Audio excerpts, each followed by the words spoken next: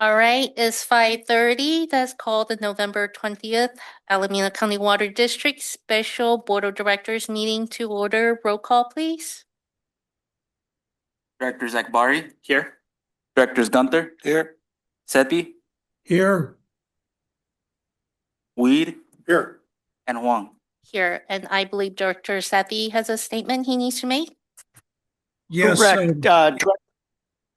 Go ahead, Patrick. I was just going to help you prompt through the AB 2449 requirements, and our understanding is that you're participating remotely pursuant to the just cause basis under AB 2449 because you're traveling on district official business, and it prevents you from being here in person, correct? Yes, that's correct. And can you let us know if there's anybody that's in the room with you that's over 18? There's no one over the age of 18, and in fact, no one is here, but I do have my hotel room front door open in compliance with allowing anybody to attend the meeting that wishes to. All right, we are operating under AB 2449, so you can actually close your hotel room and you don't have to open it up to the public. So you can do that. The Okay. one requirement though is you do need to participate, and you are right now both through video and audio. So we just need to keep that going through the entire board meeting. We do have 3 directors here present in the room, and if there's any disruption for public participation, we'll need to pause the meeting until we get that fixed. So thank you, Director. You are set to participate under AB 2449. And again, you can close your door if you'd like. Okay, and Thank which you, director Counsel. is missing? Yeah, I think what General Counsel was suggesting is that we meet the minimum 3 requirement in the room. We actually have All 4 the directors. remaining 4 directors are here in the room. Okay, hold on a second here.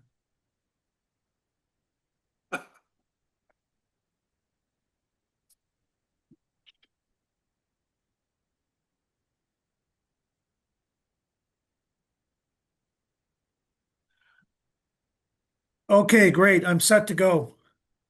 And thank you to Thank you, Counsel. Mr. Awoke for helping me finally get set up. We had some problems for 2 hours. But thankfully I'm here. All right. Thank you, Director Sethy. Next item is salute to the flag. Director Gunther, would you do the honor?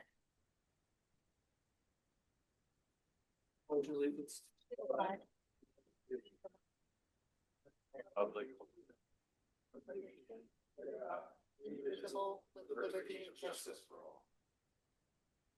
All right, before we move on to public comments, I believe General Manager Stevenson, you have some housekeeping remarks. I do. I just want to welcome everybody to this special meeting of the ACWD Board. My name is Ed Stevenson. I serve as the district's general manager. Members of the public may participate in this meeting in person or remotely by either using the Zoom application or by telephone. Any member of the public participating in person may approach the speaker's podium at the appropriate time. For those participating remotely, say at Director Sethy's hotel room, note that the meeting agenda and presentation materials are available on the district's website at acwd.org. You may reference the instructions at the top of the agenda for how to participate using the controls in the Zoom app or your dial pad if participating by telephone audio. This hybrid board meeting is being recorded and will be made available to the public for future viewing. Thank you all for attending. That completes my housekeeping remarks. Thank you. Then let's move on to item number 3, public comments on matters on this notice of special meeting. Members of the public may address the board on any issues that are listed on the agenda. A 5-minute limit is customary. Members of the public who wish to address the board on a scheduled agenda item will also be given the opportunity to do so when the item is discussed. So at this point, are there any members of the public that's attending in person that wish to address the board? If you wish to do so, please step up to the podium. I am not seeing any members of the public attending in person. How about online? No members of the public online currently. All right, then let's move on to next item, Water Resources Planning Workshop, please. Okay, this is our marquee item for this evening. This is the 6th in a series of workshops in calendar years 2024 and 2025 that focus on planning for long-term management of the district's water resources in the face of climate change, evolving regulations, declining availability of water supplies, new water supply alternatives, and other factors using an integrated resources planning approach. This workshop series builds on previous workshops conducted in 2022 and 2023. And a whole lot of effort has gone into this process, not only, as you know, by the board, but certainly by staff and our consultant team.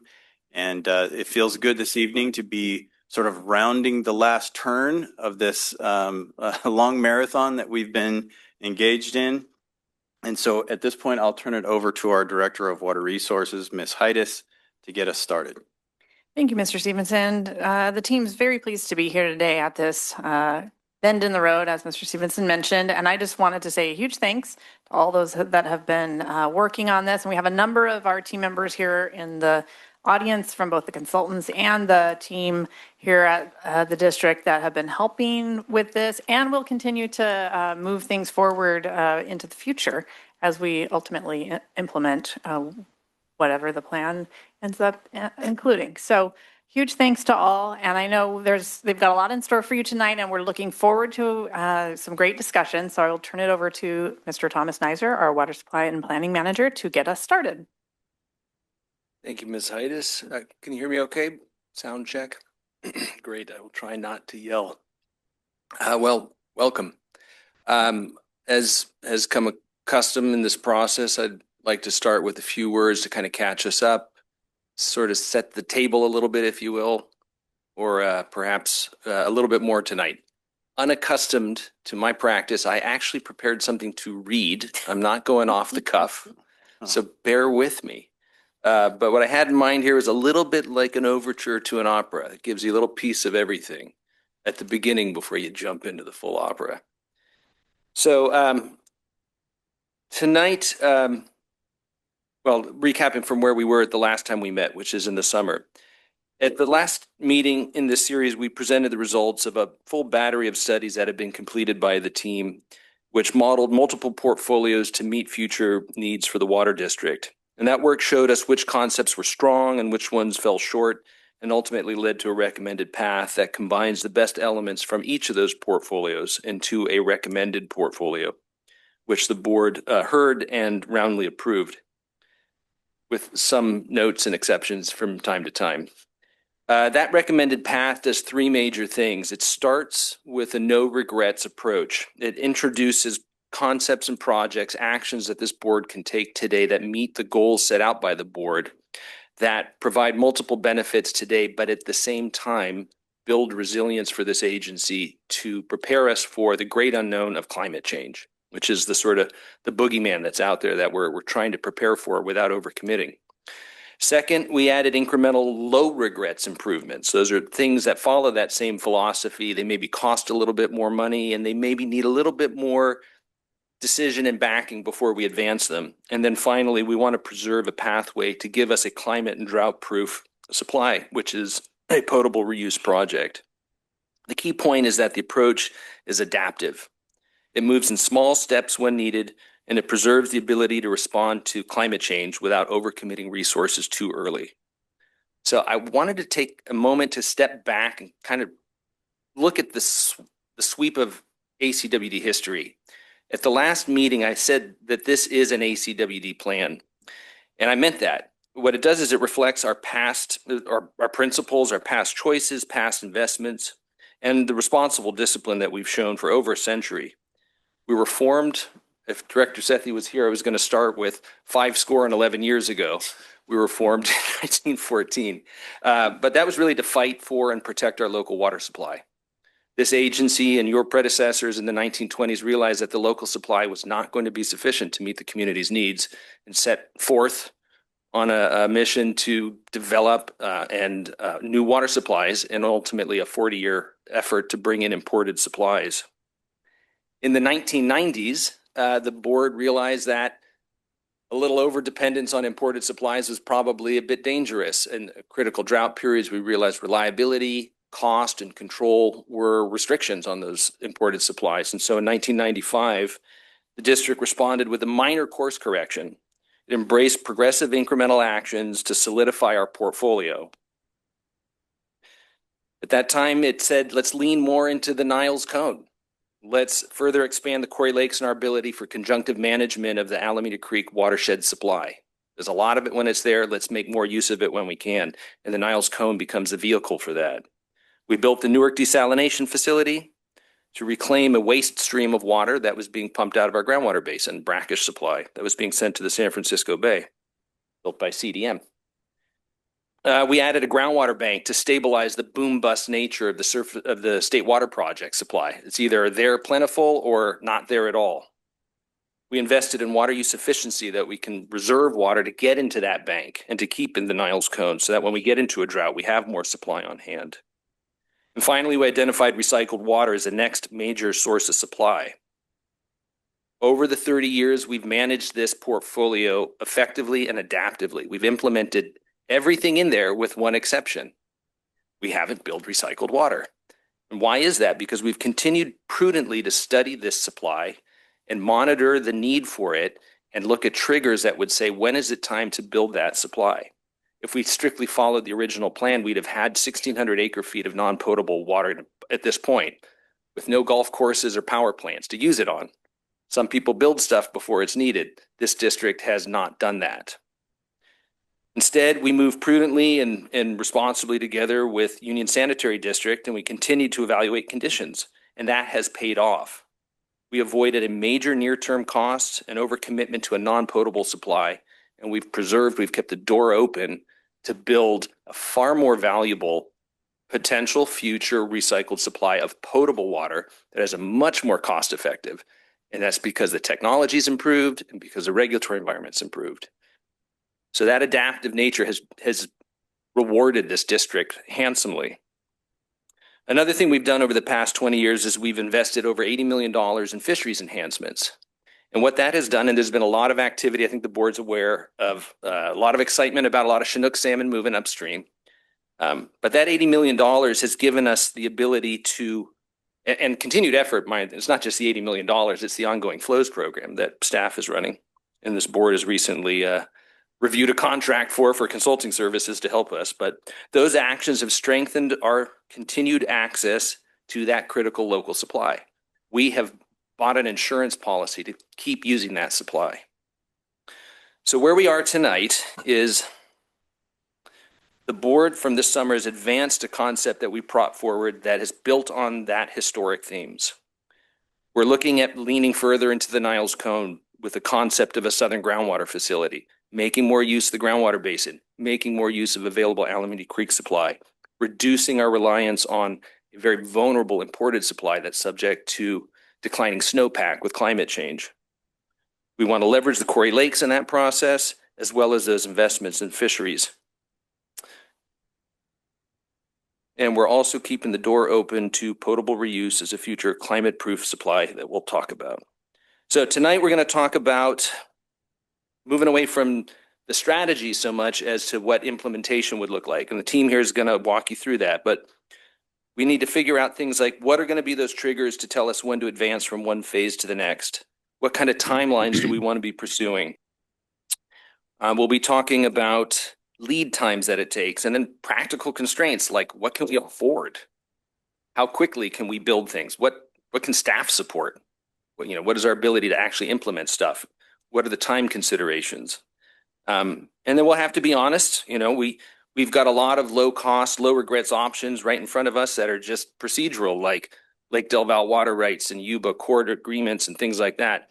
Very easy to do. They still take time. They still take staff. There's only so much we can do. So we need to talk about all those constraints as we put something together here.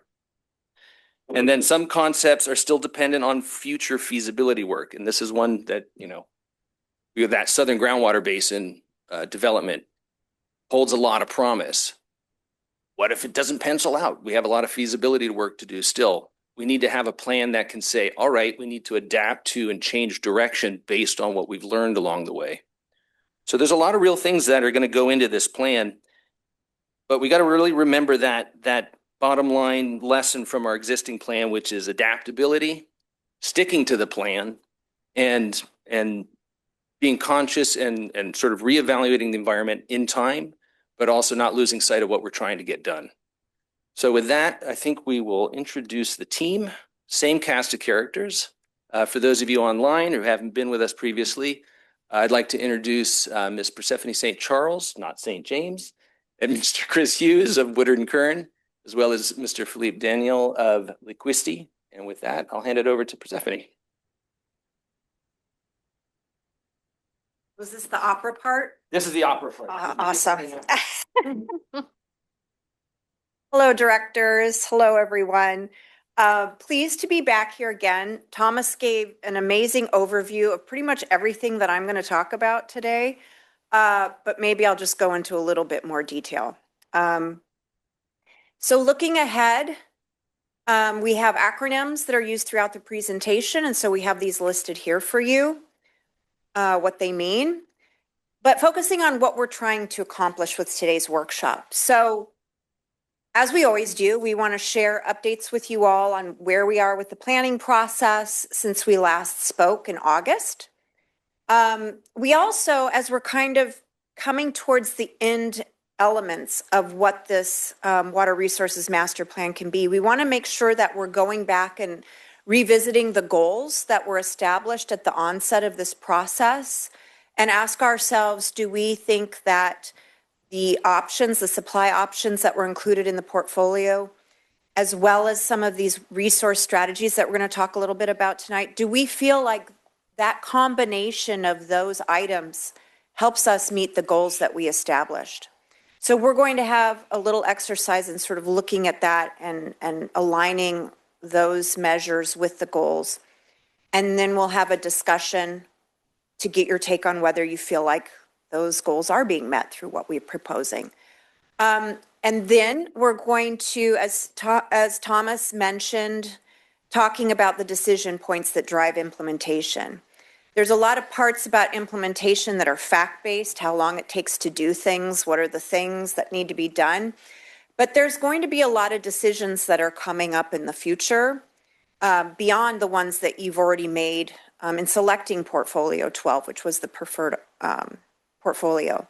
And so what we want to talk about today is making sure that the plan that we create articulates those future decisions well and helps to prepare future staff, future decision makers on what they need to know and be prepared for in order to make those decisions in the future.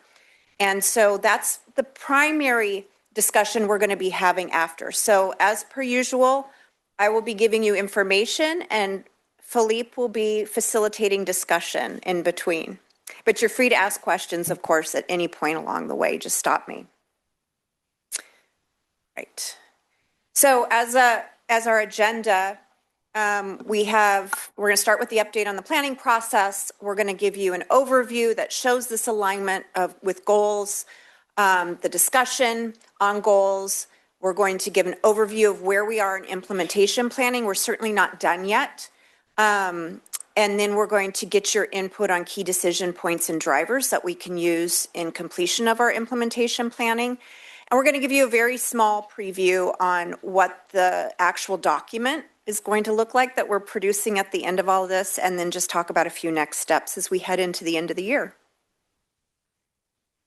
All right, so an update on our planning process. So this is a graphic that we show every time, our little pathway here. And if you follow it up to fall of 2025, it says that we are doing implementation planning. In the midst of that, we are meeting with all of you on November 20th to talk about implementation planning. Once we finish that, we will then have all of the components that we need to draft our actual water resources master plan. And we will be doing that over the course of the rest of the fall and winter, and then having various iterations that we'll show at the end so that we can complete a final plan in the April timeframe of next year. So how does that look on, this is the other graphic that we show. So this shows sort of our process of what are all the steps that we've done. Just as a reminder, on the top part, we have outreach and engagement. So you can see we're here right now at the Board of Directors meeting, getting input from you all here. And then it follows where we are in the navy blue part, which shows our planning process and that we're heading into implementation planning that then goes into creating the document and then our deliverables. And so that dashed red line is indicative of where we are today. All right, so I'm going to move on to this question, right, about aligning our goals with the projects and policies. So this is a reminder of what we showed in August and what was agreed to in August. This is the selected water supply portfolio, and essentially a water supply portfolio is comprised of a series of projects. And what we wanted to do with these projects is importantly put them into phases, which Mr. Neiser has talked about already in his introductory remarks. The phase one being the no regrets, right? The easy ones where we're saying, let's optimize what we already have, surface and groundwater resources. Phase two says, let's explore some new ideas. Let's look into other parts of the Niles Cone groundwater basin and see what the potential is in those areas for further groundwater production.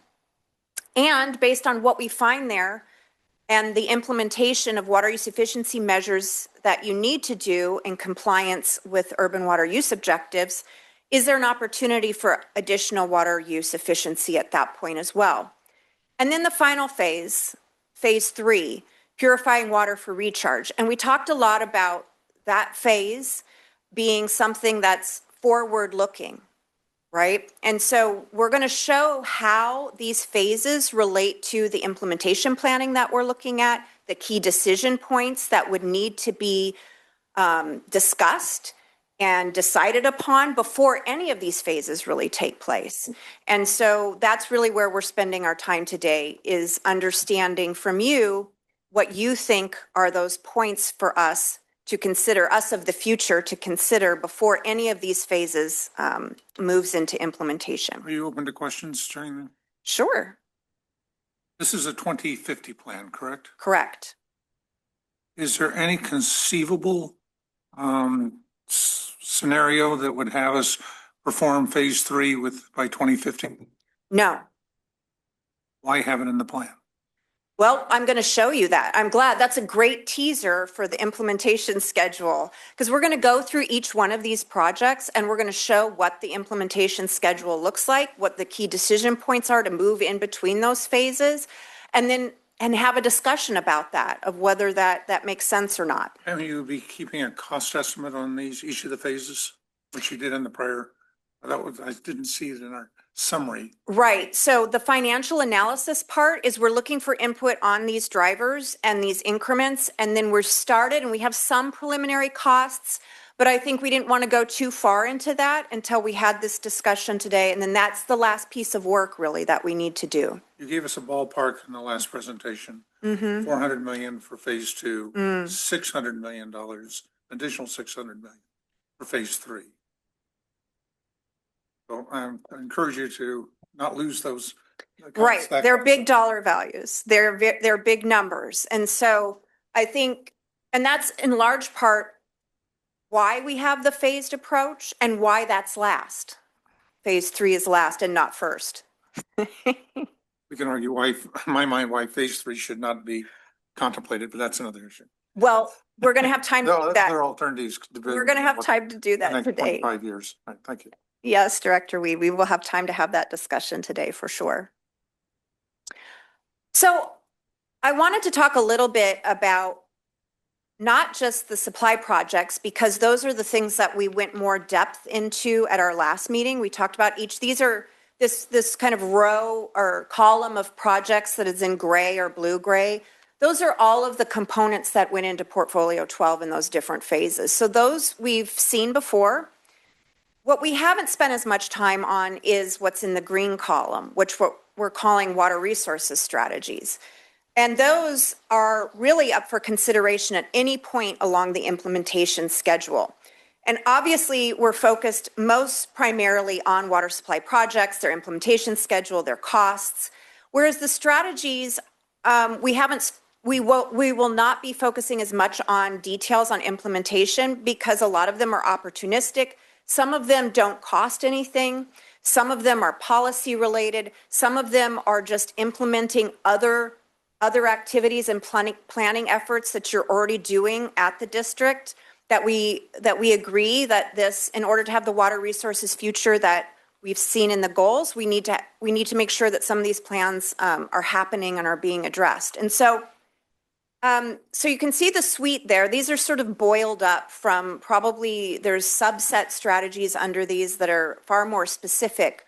But if you look at even just the first one, implement updated water use efficiency master plan, we know that the demand forecast that we use to base what is our future going to look like in 2050 implementation of that water use efficiency master plan, and that the district will be meeting your urban water use goals. And so it's critical that that plan actually does get implemented in order for everything else to follow suit within this planning effort. So that's probably the one that I would say you actually have to do. And the rest are more of an a la carte menu that you, as you could make in these decisions over the next few years or well into the future, depending on what opportunities arise. So let's talk a little bit about some of these. So we also have develop resilience emergency response plan. So this is one of the goals when we start to talk about goal alignment that we heard from a lot of you that's important, right? Emergency resilience and being able to be responsive to those conditions. And because of this planning effort being much more forward-looking, even though 25 years is going to be here before you know it, it still is a long-range plan. And we've acknowledged throughout this that there is a need for the district to do a specialized resilience and emergency response plan that ties together all of the different areas that you would have emergencies that could potentially happen and how you would respond to those and the resilience measures that you could take to secure today, starting today, not even necessarily in the future. And so as one of the strategies for implementing this water resources master plan, we're saying, hey, you should do that. You should develop this emergency response plan. Another area is, you'll see here, the next one in dark green is establish a multi-benefit land trust. So this is something that's come up in the past and is more in line with the idea that you as a district value your watershed and want to be good stewards of your watershed and make sure that you're using the opportunities available to protect source water quality and be a good steward overall of the watershed. And so as an initial step, one of the initial steps that we're proposing as part of this strategy is that you actually do an analysis, a siting analysis, to look and see what the opportunities are within the watershed to meet multiple benefits. And part of that is then also everyone agreeing on what those multiple benefits are, what they should be, what is needed to be able to achieve those multiple benefits. And so, and also as part of that, look at the potential of having habitat credits that could actually generate revenue for implementation of that program. So that's in there. Again, there's no implementation schedule for that. It's really just about at any certain point in time, you or staff can decide that this is something that we want to move forward with. Similarly, we have down here, the next dark green area is implement affordability plan. So this is a process that you're already engaged in. And again, another goal that we have is the desire to have affordable and equitable water supply. And understanding affordability and what that means to this district is the topic that you're exploring underneath this affordability plan. So we're saying as part of the Water Resources Master Plan, let's point to that and let's look at the decisions that are being made there to help benefit and achieve that goal. And so we're not actually adding much to that other than to say, see the plan that you're developing over here and let's be supportive of it in order to meet those goals that we've established. The final one I'll mention here is establishing water trading partnerships. And this is an ongoing process where you already have relationships. It's about making sure that you continue those relationships. You find new relationships for opportunities to trade, whether it's in the Bay Area or whether it's further out within the entire imported water system. But in so doing, looking at, it gives you time to also look and see the changes in reliability that you may be experiencing, and then being able to find the partnerships that actually help in addressing those challenges. And so again, these are strategies, there's no implementation schedule, but they are overall ideas that are being recommended for consideration in the future as you're implementing the water supply projects themselves. All right. So now I'm going to remind you of our goals. I've mentioned them as I was explaining some of the strategies and how the strategies help, but I just want to remind you of these 5 goals. The first one is really the main focus, right? Sustainable water supply portfolio, leveraging local resources, adapting to climate change. Here's that second one about affordable and equitable supply for direct and indirect customers. The third being resilient and optimized water service infrastructure, system, and operations. So we talked a little bit about that. Here's the healthy watersheds and aquifers that are managed to provide multiple benefits. And finally, this area of continuing your history of being a collaborator and a leader within the Bay Area to facilitate regional water management throughout the area. So how did we do? All right, if we look at the first one, all of the water supply projects that we had listed, they're all in service of the first goal. But there's also some of the strategies, right, that you're seeing that also help address and meet that first goal with having a sustainable water supply portfolio. And as I mentioned, the importance of implementing the Water Sufficiency Master Plan is top of that list. If we look at the next goal, affordable and equitable supply for all direct and indirect customers, here, this phasing is really coming into play here by saying in phase 1, we have these no regret, lower cost solutions that are going to help support supply development at the lowest possible cost. And so those are the first things that we're doing. And so those are our no regrets. And so that helps with this, this goal. And then we also have areas where we may be able to generate some revenue from a land trust, obviously the affordability plan, and then also strengthening public outreach and partnerships, the ongoing recommendations in those areas as well. The third one, resilient and optimized water service infrastructure system. Although we did not necessarily evaluate our supply options based on emergency resilience, we did know that some of the options that were included in our preferred portfolio could have a direct impact on improving resilience and operational flexibility and leveraging existing systems. And so those are noted there out of the supply option suite that we have. And then, of course, on the strategy side, the development of the resilience and emergency response plan is key to meeting that goal. The fourth one, healthy watersheds and aquifers that are managed to provide multiple benefits. Here we have some of these no regret strategies already about how we're managing water within the watershed. But then also, this allows for us to introduce these other strategies that build on a lot of the work that you're already doing in the watershed with monitoring and water quality analysis. There's some opportunities to enhance that or build upon that, and supporting those, the efforts of others that could be leading those, but being a partner in that as well. And finally, our last one, collaborative leadership. So obviously the projects that require partnerships with others in the area, those are the ones that are noted here that give an opportunity to provide leadership and regional collaboration. And then again, on the strategy side, there's lots of opportunities there to partner with others and bring multiple benefits to neighboring agencies and water management entities or interested parties that are impacted by the work that you do. So with that, that's a lot. And I'm going to turn it over now to Philippe, who's going to ask you a simple question. So this is really the first of 2 major questions. The first question being this: do these goals, can they be met through this recommended suite of projects and policies?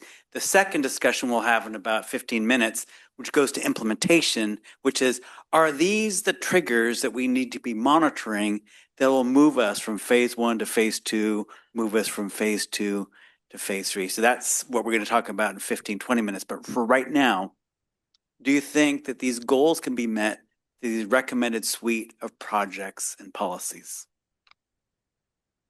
Director Weed, leaning forward. You had there's some basic principles that hopefully we can incorporate here. If you want to secure water supply, you own the watershed, the reservoirs, and the conveyance. Maybe you want to do a consortium with a joint power authority with the South Bay Aqueduct contractors. But we failed to acquire the N3. That should have been a priority for us. We had the money at the time. And if it comes back on the market, we should do it. We should be looking at revisiting the concept of acquiring from DWR the South Bay Aqueduct and the Del Valle Reservoir. So on the case of, and then if we're going to do groundwater banking, look at the model of Irvine Ranch, own the land, the groundwater basin, and then you can have much more direct assurances that you'll be able to access the groundwater by letting the overlying land go fallow. An underlying current, hopefully, is also to realize that we're an enterprise district. We have the ability, and particularly given our local location, we talk about leadership. It's really how can we develop a business model that will benefit us. When we talk about affordability, our problem is our rate structure and our billing mechanisms not using the property tax. That addresses affordability and gives us assurances in our financing. When we talk about the emergency response plan, it would be helpful if we had some quantification. We mentioned earlier a 6-month period of where we lost one or more of our major water supplies. How do we survive for 6 months? Is a good number. There may be a different timeline that's necessary given the implications of a. And then we have violated for years the fundamental principle of water management is to avoid natural channel conveyance. You can put the water in a pipe, put it in a pipe. In case of the Niles aqueduct built by Spring Valley is a Niles Canyon aqueduct. Is to me a priority in our mind. We develop a water supply which does not have the environmental implications of Alameda Creek. So, and then look at other alternatives of where we can use direct irrigation from our pumps for where water need not be potable. There's no reason to be irrigating with $3,000 to $4,000 an acre foot water. Thank you, Director Weed. So these principles, we'll try to capture and preserve. One of the things that we heard from you at the beginning is like, since this is a plan that's going to be evolving, iterative, and since most of us will not be here 25 years from now, how do we preserve in the written record some of the things that we'd want our successors to know as they consider how to implement this? So we'll capture. And finally? Yeah, and finally? Desal. We've had groundwater desal, but desalination is the future. And until they address the PFAS issues, you want to avoid recycled water at all costs. Thank you. Okay, others? I guess I could start unusually. I think to answer your question at this point in time, I believe, yes, these projects and strategies that you have highlighted will meet our goal. But the devil is in the detail, right? These strategies and projects looks really good at this point, but as Persephone has said earlier, right? When you have to go steady, you have to go figure it out. Our South of the District groundwater plant might not work out the way that we thought you would. So To caveat, little quotation marks, I'll say yes. At this point in time, based on what we know, it looks positive or promising. Thank you. And I am not going to make any comments about personal thoughts, proposals, rate structures. We'll leave that for another discussion. Director Akbari. I think my comments are similar to Director Huang's. I feel like this suite of projects and strategies do reflect the goals that we want to accomplish over the next 25 years. I did have one question. I was interpreting the establishing a multi-benefit land trust as also falling under fifth goal, and I'm curious why it's not listed there. Maybe I'm misinterpreting the project overall. Let's see. You're right.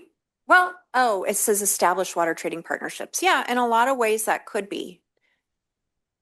Yeah, I see your point. Just curious. I don't think there was any intentional reason why it's not there. To me, that feels very collaborative. Yeah. And so I was just curious for the thought process behind it, but I would probably add it into as well. Great, thank you. Director Well, Gunther. Seeing it was mentioned, not necessarily on the agenda tonight, but if it was mentioned, I think we need to address it in that I feel our rate structure is fine. And that's where I'm going to leave it. It's not part of this. Rate structure is fine. There's going to be another day to discuss that. We've discussed it. We've discussed it. We've discussed it. Almost every meeting over the year, we discuss it. It's not on the agenda tonight. Now, groundwater banking, possible purchasing of, land, that's really thinking outside the box. Not necessarily a bad idea. Now, I don't support it right now in its present means, but if something offers itself up, I'd be certainly willing to look at that. That's not necessarily a bad idea. There's a lot of potential bad problems with that idea. But if you could overcome the bad aspects of it, maybe not so bad. But right now, I don't see that. I don't think the staff is seeing the opportunities available that would allow us to move that up. But I know they're looking at it, and I'm glad they're looking at it. Niles Aqueduct, I love the Niles Aqueduct. I think it has useful purpose, but I don't see it ever replacing the abilities that the Niles Creek allows us to have and how it operates. Certainly something we could look at maybe to assist us somewhere with our local water supplies. There is a partially plumbed system. I mean, the pieces that are missing could easily be fixed. I love always talking about the Romans built aqueducts with stones and horses and ropes. I mean, we can't build a railroad to Los Angeles, but that's beside the point. But still, the aqueduct's there. I love it. I don't necessarily agree with how some other directors think about using it, but I think it may offer an opportunity that we shouldn't necessarily pull away from because it doesn't meet all of the goal that is mentioned about getting out of the creek. Utilizing direct irrigation of groundwater, that's a pretty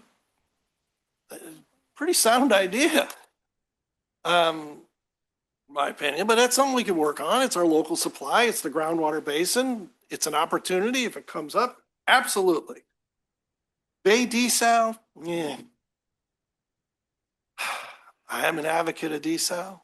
I've been looking at desal since my days in the Coast Guard for, doing desal watch. So we're talking 1977. There's various methods. There are lots of hidden costs. I think we should continue to look at Bay desal. There are lots of partners there, but it's not a panacea. Just like purified water is not a panacea. It's in our plan. It's 30 or 40 or 50 years out. Recycled water has been in our plan since 95. I don't see any plan. Why? Because we've studied it, we've continued to look at it, we understand it, and we can defend our decision not to do it. Because there are a lot of people out there that think recycled water is the answer. And a lot of them are, I hate to say it, a lot of them are in very, very powerful positions. And they think that's the answer. Well, as long as we have data and we've been looking at this and we've been planning, we could challenge that idea and say, no, it's not right. Not this time. You know, I mean, there are things out there, whether we like it or not, that people are doing our planning for us. When it comes to electricity, when it comes to fossil fuels. Now, granted, that's not this board's decision. But think about it. There are people out there making very big decisions with little data to none and just doing it. So as long as we have data to look at that and say, wait a minute, what about this? Because they don't have answers for that. They don't care about having answers for that. They don't care for having answers why we have it where we do in our plan. But what we can tell them is it's in our plan and it's here in our plan at this date, in this time, when I'm going to be maybe 100 years old, because guess what? That's when it may, and I make a big may, pencil out. It is technology that's capable. It's technology that's available. I love where it is. I think we should keep it there. I don't want to see it moved up. You know, concept of the watershed area. Hey, if something comes up, maybe look at it. We did. It was a tough decision back then. Quite honestly, nobody bought it. Some guy bought it. Happened. Who knows what's going to happen in the future? We're here. We've talked about it. Certainly was a very difficult time for this board. If something came up in the future, well, my guess is we'll be back talking about it again. But right now, it's not for sale. So kind of a done deal for now. Doesn't mean something else might not come up. Right. And I think you're kind of in some ways getting to the next phase of our discussion in terms of what are we going to be monitoring? We're going to be looking for triggers that might change the equation of what we do. Yeah. And so I do want to capture Director Sethy with the closed door of his hotel room. Any comments you have, Director Sethy? No, I support everything that is being presented tonight. I think it's a real good distillation and synthesis of all the discussions that we've had over the previous 5 extended meetings on this. And I really like the results that I'm seeing, that I think we've gotten, all of this work is now resulting in a really good detailed plan. It's giving us something really concrete to work with. And I like all of the advanced thinking, the progressive thinking on the part of the staff, our consultants. You're making the board look really smart here. We are. Well, with that, may we proceed to the So implementation just let plan? me Or? double check with staff. Yeah. Can staff confirm that we still do not have any members of the public online? Okay, and we still do not have any members of the public attending in person. So moving on. Let's Can I go make on one to quick one comment? more thing, Director. That you include a discussion of the cost of power, which is the primary cost of some of your tertiary water supply elements. Right, and that was a point I remember Director Sethy raising. What happens if the cost of power goes down? Does that change our analysis, our equation, or recommendations? And 2 all potentials there, Hetchy, which were under the Raker Act, were one of the listed. They have power as well that they're looking for customers. And the second is AI is going to double the power generation in the country. Small nukes coming in, there could be a dramatic decrease with the availability of nuclear power. So we've captured the next discussion in terms of things we monitor. So with your permission, we'll proceed to Yeah, talk about please. the implementation plan and come back to say, are these the triggers we should be watching? All right, implementation planning. So we've talked a little bit about this term decision points and triggers and drivers and choices and all of this. And so I wanted to try to put it all in one slide for you. Obviously, the phasing of our supply projects indicates that we're already going to be having to make decisions before we go to phase 1, phase 2, phase 3. But there are micro decisions within all of that, and they center around, some of them are policy choices, regardless of whatever projects you have or strategies you implement, that may come up again and again. And it's things that this board has discussed at length and will continue to probably be discussed at length in future generations. But what's a reasonable reliability goal to try to achieve? And that may change. There's policy choices that may be different, 10 years from now. Internal treatment goals, sort of trying to figure out what's a reasonable level of hardness, PFAS, or whatever's next in the next 10 years that needs to be treated. And then, of course, rates, right? And rate acceptance. So these are the ongoing choices that will be enjoyed by directors to come.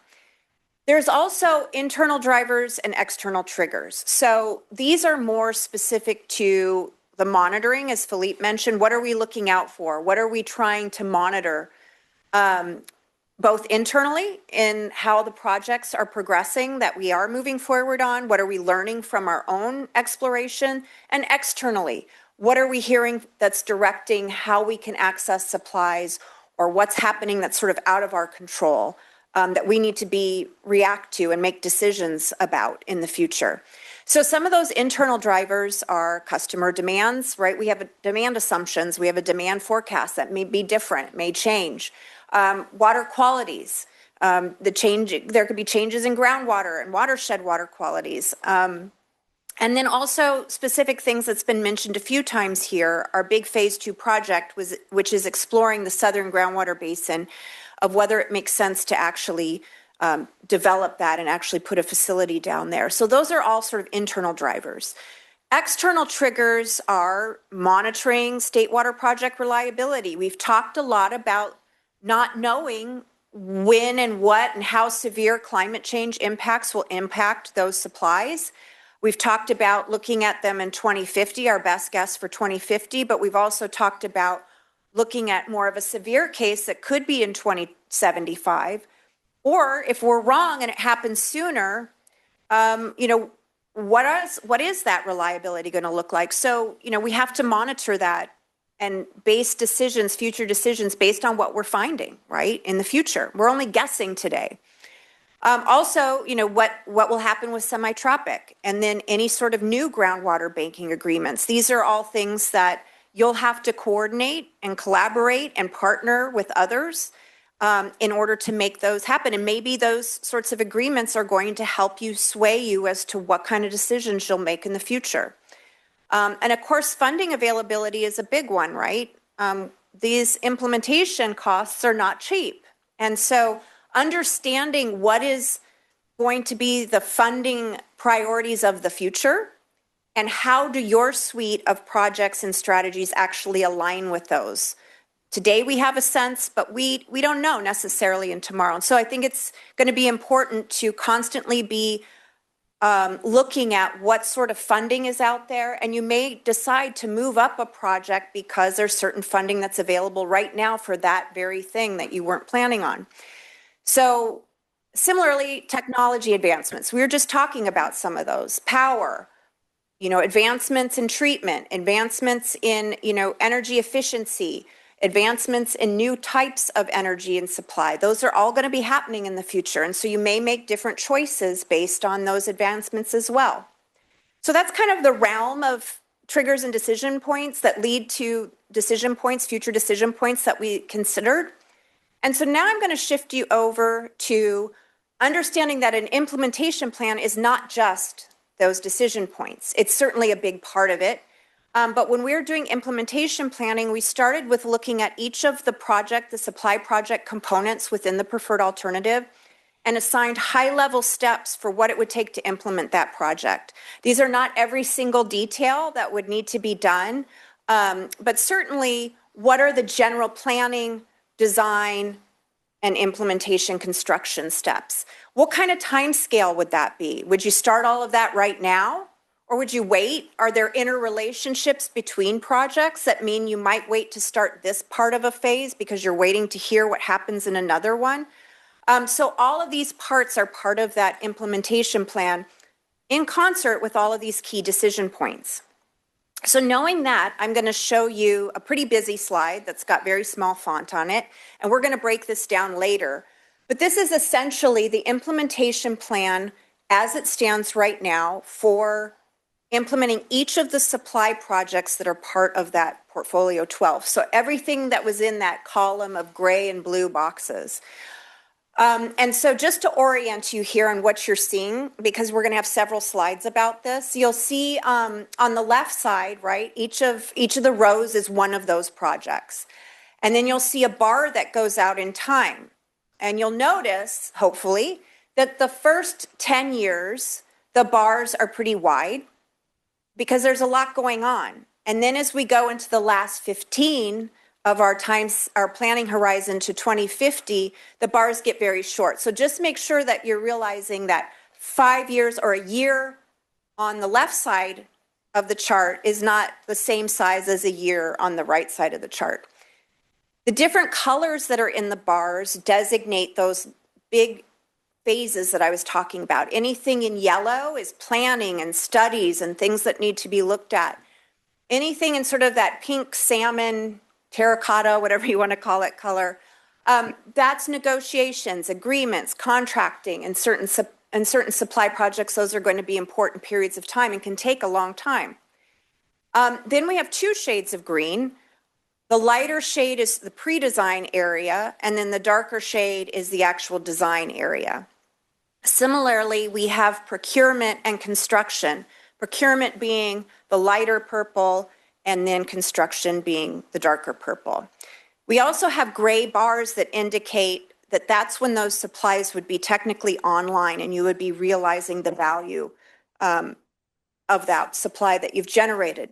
And we have hashed lines in there as well, hash bars, and those are sort of waiting periods. And the waiting periods were determined in some ways to allow for analysis and other projects to catch up.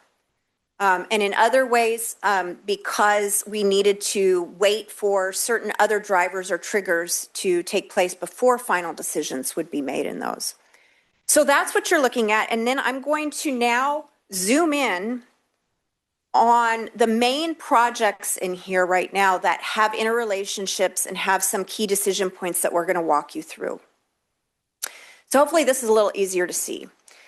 So this is the same, but now we've zoomed in on optimizing the Newark desal facility, PFAS and hardness, groundwater banking, that southern groundwater facility, and additional water use efficiency. We will talk about recycled water last. So on this one, we also added some indication here in the yellow of what kinds of studies and planning that we're talking about, because they're very specific to each of these different kinds of projects. And then I want to call out the decision points here. So you see the circle, black circles with the white circle inside. Those are internal drivers, right? We talked about decision points based on internal. And then with the diamonds, the black diamonds being decision points that are based on external. So for example, here we have a couple decision points on optimized Newark desal facility. And we start with looking at 2028 and we say, okay, these questions and the questions that we're using for this one could be applied to a lot of the different supply options in here. But basically, we want to be monitoring minimum purchase requirements for SFPUC. What is that telling us before we do anything further? And then also, maybe we get through a pre-design phase, then after we decide, okay, this makes sense to go ahead and do pre-design. Before we would actually go into procurement and construction, we would probably need to check at that time and place, does this make sense relative to what PUC is costing right now, relative to what we're thinking that this project will cost? And that's always going to be pretty much a check on anything, of looking at how does this really compare with the supplies that you're choosing to offset at that time. And so that's no different here. If we move to the next one, you'll see here we need to do on the PFAS and hardness. There's actually an interim study that needs to be happening, that will be happening. And then there's a waiting period, and that's because we need more time before moving forward. The thought is before continuing to move forward, we need to have completed our investigations on the Southern Groundwater Facility to really understand what is the potential there. And does it make sense? And how do we relate these two relative to each other? What do we learn from both of these? So that's why you see a little waiting period and then a decision point that says, hey, let's check in and see whether we need to rethink what we're doing with this project based on what we learned from our analysis in the Southern Groundwater Facility. The presumption is that then we can do some modeling based on that. And then there's, again, another opportunity to check in and say, you know, do we want to actually move into the higher dollar volume of moving into design, given what our current priorities and funding are, because you can get some of that funding offset, right? So maybe there's other funding programs, there's other priorities you want to have. So always kind of checking in on what are the priorities and the funding available. And that's, of course, an external driver. And then just general groundwater banking. And remember, we talked about whether to specify whether it was going to be internal banking or external banking. And we said, let's not specify. Let's just make sure that we're being active about how we're monitoring all the banking opportunities that could be available, whether they're internal or external. And let's decide what are the factors that are important to us as a district, and then make decisions on whether those banking opportunities are suitable for us, either relative to others or relative to where our priorities are today. So based on that monitoring, you know, at some point it would be, should a local or an external groundwater bank be pursued? And obviously the timing of that could be anywhere. But I think the assumption is that, again, you'll see that alignment, right, with the Southern Groundwater Facility and some of the other decision points that are happening, that would be a time at which you might want to explore this more seriously based on what you're doing with everything else.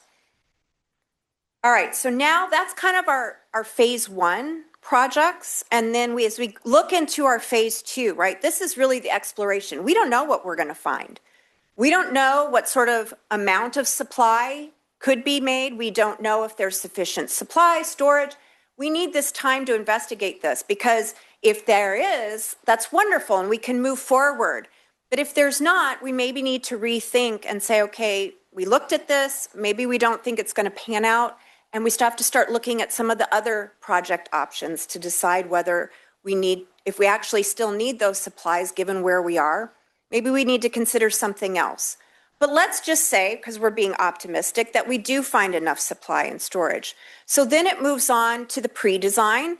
And at that point, you can ask yourself, okay, based on that, what kind of treatment do we think is going to be required? And then you head into design. And then you probably at that point need to also do a check to say, all right, again, what's our reliability? What's Sigma doing? You know, what kind of sites can we look at as we're starting to get more and more serious about it? And so again, you look at, do the reliability benefits outweigh the costs, and can funding offset those costs? Again, looking at that. And so that waiting period then really is about checking on that reliability, as when is it needed? When should we implement it? And it's also sort of a measuring of costs, because you'll look and you'll see you're also taking on costs for PFAS and hardness in the construction time. So some of the waiting periods is also to try to level out some of those costs over time. And then finally, depending on what we find with the Southern Groundwater Facility, let's look at additional water use efficiency. We know that you're going to implement your water use efficiency master plan that's currently being completed, but at that point, and that's the hashed line, right? Let's say that you don't get the kind of supplies you were hoping for at Southern Groundwater Facility. You probably can take a look then and say, all right, based on our success of implementing that water use efficiency program to date, maybe there's an opportunity to take another increment of conservation. Maybe not, maybe, but this is the point at which you would say, all right, let's take a look at this again. And you would do that because you don't want to go into this without having thought about that. And this is phase 3, right? This is your purified water project. And I just want to call out the time scale, right? So there's really no movement on this project for some time, right? Because a lot of work has already been done on exploring this as an option. I think what we're waiting for at this point is we're wanting to sort of get through some of these early no regret projects, but we also don't want to lose sight of this because technology changes, plans change, funding changes, and so looking at revisiting the siting plan, making sure that we're still talking to Union Sand, we're having those conversations, any sort of studies that need to be updated can be done. And we're talking now like 10 years out from now, right? So all we're saying at this, the question was asked, why is it even in the plan? And I think the reason why is in order to be ready for the future, there are steps that you can be doing along the way. And because this is an implementation plan that goes out to 2050, there are steps that probably should be done before 2050. Because the reason why it was included was the concern that there could be more severe conditions in 2075, but those conditions could happen earlier. We could find that there's not the supply we were hoping for in the southern groundwater, and we may decide at this point we should look at this more carefully. But again, there are a lot of decision points between now and then that would need to be made before you would even move on to pre-design. So that first decision point, I think, what is that? That's like 20, can anybody read that? 2030. 2035, Actually, right? That first, 35. intentionally vague. You're not even having your first decision point. It's basically, do the study results support moving ahead with pre-design? And then you go through pre-design, and then there's basically, you're just sort of monitoring reliability, and you're saying, all right, are we seeing these climate change impacts coming in sooner? Are we concerned about our surface water reliability? And only at that point would we say, okay, well, maybe we should get serious about implementing this. And then you'll see like the design, and then we're out of 2050 by the time you actually start to see construction hit. So, yes, Director Weed. In an earlier iteration, it was suggested that this line item would be broader, would be looking at an alternative water supply, which potentially included desalination. Is it possible we could consider redefining this line item to say to look at alternative water supplies, either purified or desal? I will say that we had portfolios that examined desal instead of this project. And so those, I think we had like 12 portfolios, and we did have portfolio that had desal. We had a portfolio that had combo of desal and purified water, and we had a portfolio that was purified water. And in the end, that decision of which would we pursue, I mean, you can always reopen everything, but I think at some point there was a desire to say, let's pick a lane and let's pick what we think that alternate future supply would be. And based on the criteria and the analysis, it came back that it was probably more likely to move into purified water than bay desal, given the nature of where things are today. Well, we're at least 10 years out to a decision. So I would hope that we could include maintaining desalination as one of the areas of consideration. And I'm sure for future boards that, it's going to come up repeatedly, and it should. All of these supply options should. I think the question for you all as a district is, you can only do so many things. And there are definitely some steps at which we want to say, hey, those staff of the future, directors of the future, these are the steps that you can take to go on the purified water path. We don't have those steps right now for the desal path. And it was a choice to not lay those out. But I think there's always the option, right? I'd like to maybe, if I could, make a comment on this, and that, Bay desal, brackish water desal, we're pretty darn good at this right now. About making decisions and thoughts of what it's going to cost. Because we've been running a brackish plant for 20 years. So it's not like we're not doing it. And the technology is not different.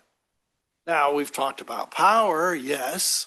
I would love to see mini nuclear power reactors. They've been around for a very, very long time. It's called the nuclear navy. I studied nuclear power reactors in college. They were being built when I was a youngster. I don't think they were being built before I was born, but I remember seeing the things about using atomic bombs to do, major land removal. Well, we all know that's not going to work. But we don't need, this is just my opinion, I don't think we need to add that here. Because desal is always in our game. Why? Because we already do it. Now, if everybody else wants to join the party and build a Bay desal plant, hey, great. We're here. Come on over and visit us and see how it works. So I think we're well positioned to deal with Bay desal in the future if it happens to grow. Building partnerships, because we have the groundwater, we have the plant working. It's been proven. We also we know what some of the problems are. But once again, when decisions are based on passion, not on science or engineering, and those decisions are out of our control. We can't control what decisions are given to us that are based on passion. And I think that's where we lie with a lot of this stuff. We have to be flexible enough to address that. We have to keep it in our plans, to be prepared for that. To say, Bay desal, wonderful idea. It really is. This is what it's going to cost you. And when they ask you, how do you know that? You'd say, well, here's the plant that's been running for 20 years, extremely efficient. But this is where you're going to have to target your stuff to build it and make it happen. Even Valley Water, however reluctantly, is looking at Bay desal. Right. And so I don't want to spoil the fun of Philippe. I was just going to make a comment. But and we're going to get into this in about 2 minutes. But one of the advantages of this timescale, one of the advantages of this plan that's a progressive, incremental plan, is it buys you time to watch and see what others are doing. So there's a lot of work being done on reuse. You are not going to be the leading pioneer of reuse, but you're going to see what unfolds in the regulatory, technology, environmental side. They'll better hone in what the costs are. As you mentioned, Director Weed, Valley Water is looking at desal right now. They're looking at that in comparison to the reuse project. So they have the advantage of seeing what's going on there in terms of their cost, what the regulatory climate is relative to brine disposal. So I think that's one of the advantages, is one of the things you monitor is what is going on with others as they seek to implement some of these in a more aggressive timescale than your plan requires. But go ahead, Persephone, and we'll. Yeah, I think, the other thing I think might be helpful is to revisit why purified water was chosen over desal, Bay desal in particular, not brackish desal. Because local control was one of the primary evaluation criteria next to reliability. And when you assess Bay desal from a local control perspective versus a relationship with one partner and the control over that supply, the purified water came out on top on local control. So just as kind of how that, just a little bit of preface as to how that evaluation shook out. I want to join in. Oh. So not only local control, desal is also much more expensive. Well, yeah. Not a little bit, but substantially more. The feasibility in a regulatory environment is far worse in terms of public support. And then speaking of public support, our own community survey actually favored recycled water, potable reuse of recycled water over bay desalination. So those are 3 other factors that came from the foundation that this board established for setting priorities in the study. And then not to be in an advocate role, but 2 other considerations that we didn't really mention. One is the purpose of this plan is to get staff to focus and to stop being, spread everywhere. So it doesn't mean we're closed-minded about alternative ideas, but the efficiency of the district doing its business, spending its money wisely, getting progress and results, is giving staff focus and purpose. Finally, we know that desal is not the most popular with the broader community. And this is just a personal observation, but if you look around the state, as soon as you put intention to build a desalination plant in your planning document, whether it's 30 years in the future or tomorrow, you can expect people to read it as tomorrow, and you will attract all of that negative attention now. This is just a personal commentary, but we've seen it up and down the coast. Anybody who's followed the Poseidon adventure, I call it, down in San Diego, is aware of how much struggle and how much money did San Diego spend just to advance that concept before they even broke? Huge amounts of money. So I just want to put those parts of, that's part of that regulatory feasibility consideration as well. There is certainly Sorry to a interrupt. strong no-growth community, a very active no-growth community, which is opposed to desal because it's unlimited water supply. And the San Diego experience, I think if we look into it, you'll find that they lament the fact that they did not go full desal as opposed to recycle. I am going to bring us back. So I'm just going to say the way this plan is structured so far is adaptive, right? At every decision point, there are projects that's identified, but there are no specifics that says we are not going to consider this project, right? At every decision point that's spelled out, it could always be revisited, right? See if there are other project that's more viable. So the way this plan is developing right now, there are actually on-ramps and off-ramps, for lack of better words, that the future board could actually reevaluate what's possible. So that is the only comment I'm going to make, so we don't get bogged down into specific projects, because my understanding is the way this plan is structured right now is to leave that flexibility to make that decision about what is viable or not. So with that, let's move on. I'm assuming Director Sethy directors- here, I'd like to insert a comment. So Go for it. in response to Mr. Nizer, I'm in agreement with him when we are coming up with situations where we're dealing with seawater, ocean water, and that's one reason I do not think that Valley Water is going to be successful with a internal Southern Bay Area ocean plant. If you look at the brackish water desal plants, you see, like 90% less opposition. We didn't face that much opposition in our community, certainly not on the environmental end. It was more, can we afford this as a district at that point? That was about a $40 million project then. It would be probably, from other estimates I've seen of like the recently completed plant up in the northern part of the bay, it'd probably be around 100 to 140 million minimum.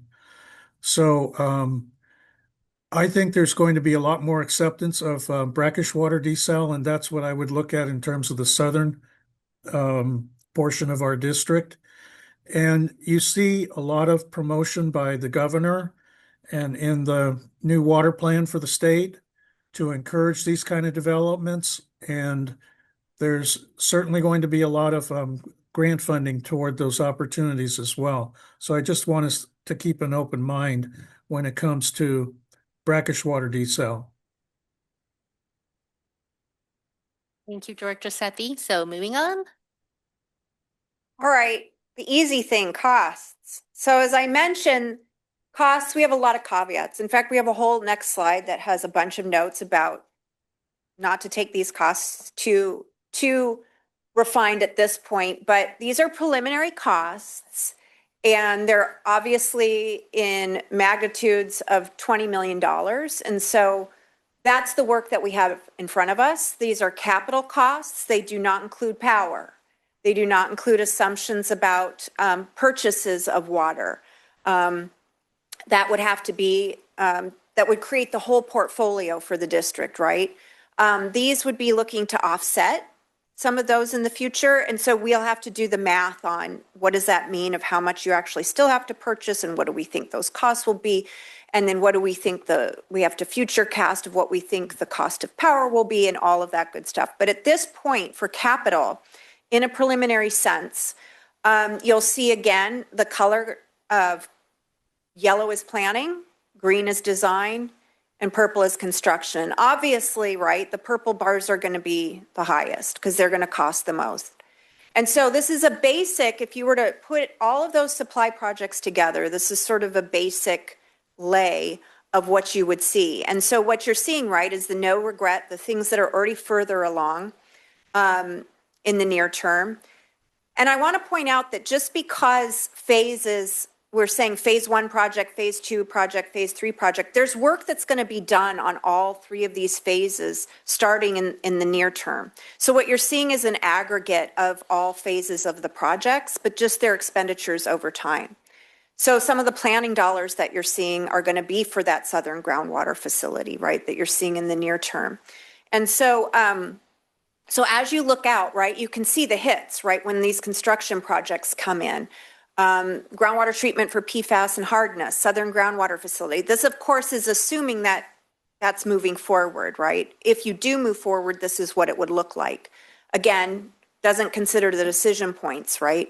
And then, of course, way out into the future, right, you see the design costs heading into purified water, and then you see this post-2050 very, very large bar for construction of that system and that facility. And so this is kind of how they're shaping up. And I just want to go through some of these notes verbally. They're there in the slides, but I want to just point out again all the disclaimers on any of the things that I just showed you, that they're high level, the costs are preliminary. We're going to be working on a full financial analysis now. Their estimates and that right, they need to include the accounting for offsets of other things that, so in case of those, we won't be buying X amount of water because we'll be putting our money towards here. And then there's also some of the project costs that we're seeing are already included in your CIP because they're projects that you're planning on already. And so we need to make sure that that's clear and accounted for.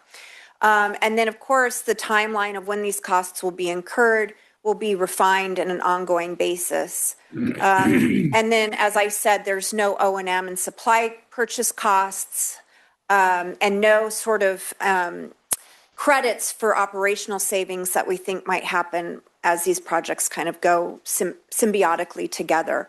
And of course, grant funding. We don't have the offsets that could be realized from getting grants or other funding.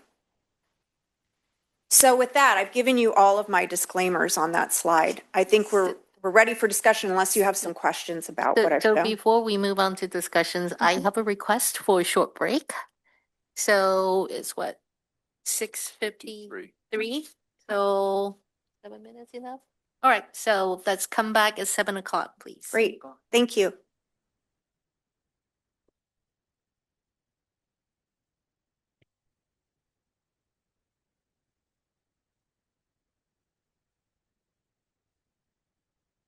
Right, so is 7:02.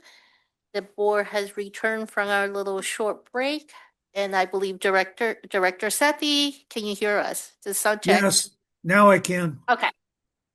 Perfect. I believe we have an impromptu staff introduction. Correct. We're reintroducing an old employee of the district who's new to our group, Jose Rodriguez. He's a new water conservation specialist in our group. Came over from Development Services. And the opportunity I wanted to take tonight was for our current board president, Director Huang. When Jose joined our group, recently had a community, was it Newark Days? Yes. State of the City, Newark. And we're having a division meeting the day after, a couple days after. And Stephanie reports to me that the group signed up 3 times our average number of people for conservation measures. And I thought, what? And Jose came up and he said, I was watching Director Huang, and she gets out and she goes into the crowd and she stops people. She shakes their hand. She introduces herself and she brings them over to our station. Yeah. And he said, you know what? That's how you get it done. And so Jose got up and he did that, and he reined in all those extra bodies and got people to sign up for measures. So I was really happy to have the two of you in one room tonight. I thought that'd be a fun story to kick us off for the next half of this meeting. Thank you. All right, with that, let's move on to a discussion. Key decision? Yes, so Okay. right now, we've talked about the progressive incremental portfolio, the different elements of that. And we've talked about some of the drivers, internal, external, some policy decisions that could be revisited that would have an influence on that. And what we want to ask, number one, is are there any, and we've posed questions about each of the particular projects, are there any additional drivers that could inform future decision-making? Because we want to make sure that we capture those in the plan. I'll go back to the, Okay. What, oh, sorry, thank you. I'll go back if to I this. look at the regulatory requirements for future water needs, one prime one is use per capita, water consumption per capita. It'd be interesting to see what our historic per capita has been and where it's going and where we project it to be in the future. So that would just be informed by the projections of the because demand and supply gap? The driver is the regulation, which is established criteria. It's arbitrary, arguably arbitrary, but they're, and one size doesn't fit all, unfortunately, but California's using that approach. So that to me is a planning criteria. Other things that we should. This is keep our Director eyes Sethy. I would like to mention something quickly, just to keep in the back of your mind, on the subject of desal. Director Wheaton and I, our general managers, have attended quite a few of the Cal desal annual conferences, and each year there's a lot of new technology being presented. And there are over 14,000 desal plants in the world right now. California is severely behind. But it is notable that just recently there was a lot of press on a Southern California, Los Angeles-based water district that has invested in one of these technologies where they bolt the desal plant to the bottom of the ocean floor. And that project has not encountered, I repeat, not encountered any environmental opposition. And the water's being pumped to the California coast, to another water district that can use it, not the investor utility. And that way the investor utility can take water deliveries directly, relieving that other agency of wholesaling water to them. And that company now says that there's a lot of interest from other water districts to do the same thing. And when you go down several hundred feet and you bolt a desal plant under high pressure, it's not costing you very much electricity at all. And that really appears to be the future. And all of the oil companies, the big oil companies, have experience in bolting down these kind of facilities to the ocean floor. And when you look at the cost of ocean water desal, I think if you're looking out to 2050 in this plan, we're going to see that to become a much more viable solution. And that lessens all of the environmental concerns on churning out water, that affects all the biological life just off the coast of California. So this is really a dynamically changing technology market. And what really caught my attention was the lack of any environmental opposition to what this partnership between Water District and the technology company was engendering. So I just And I want think to you raised a keep that great in, point, because and that would keep go that to in the back, keep that in the back of your mind. Technology's moving really fast.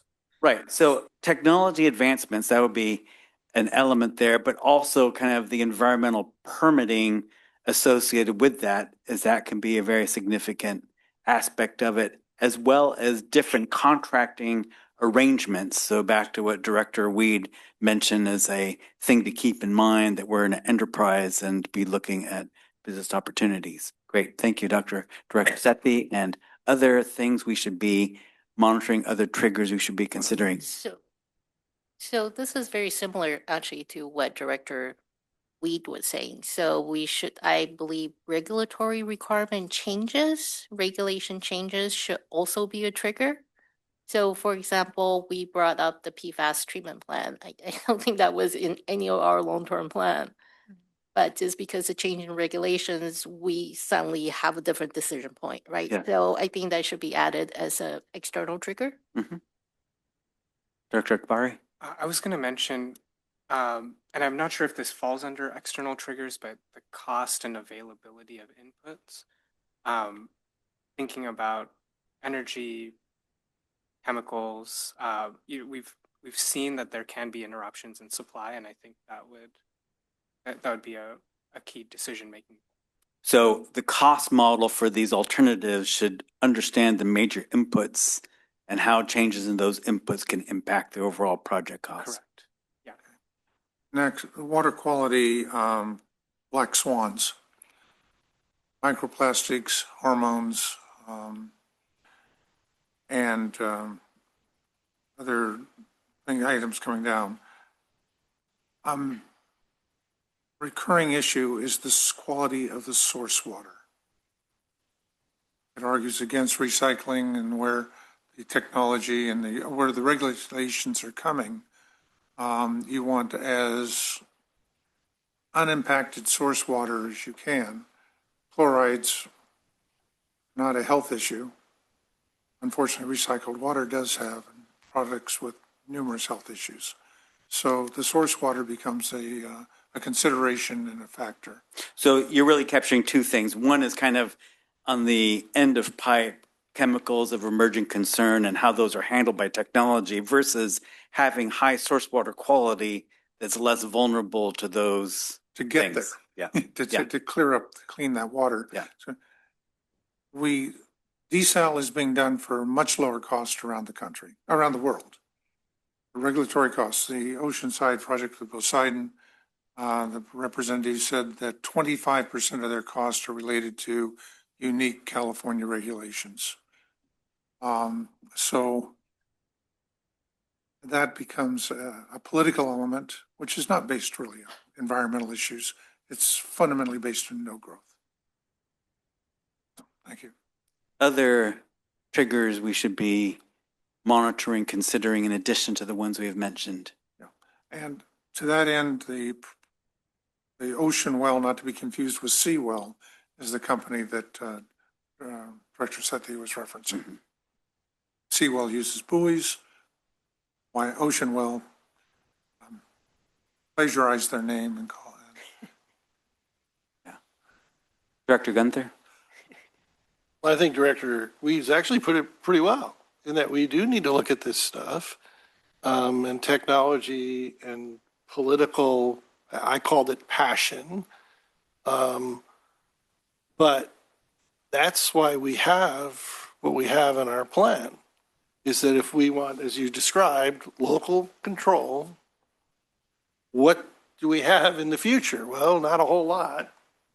There are a lot of options. We've looked at pretty much all of them for local control. But that's going to cost us, as our look here, that bar doesn't even show it. It's 500 million on that bar.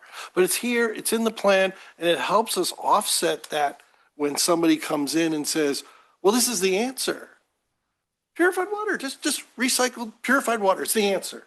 Believe me, if you did a check, AI, I'm sure you're going to find a bunch of people out there that are going to say that's the answer. And until you have the studies, until you have spent the studies and talked about these other things, putting the desal plant, both in that's a great idea. not that familiar with it, but it makes sense. That is why we have that in our plan and where we have it in our plan. It's there. We're looking at it to be able to deflect some of the passion politics. Because if you don't study that, it's real easy to just say, oh, we're going to do it. 10 years from now, we're going to have a plant. It's going to be, in Union City next to the sewer treatment plant there, because it makes sense. Oh, geez, we got all this water from the sewage treatment plant. It doesn't make sense. Right. And I think your point, we even incorporated that into the southern groundwater. We think it makes sense, but until we actually get the data and until we understand what the cost of SFPUC water is going to be and all that, we don't know. So I think your point is well taken, is we have robust data on which to inform our decisions. These are not things that we're saying we're going to build tonight. They're things that we are looking at for future, 50 years down the road. I'm not going to be here. I don't think. Seriously doubt it. Maybe my head will be in a little jar here talking.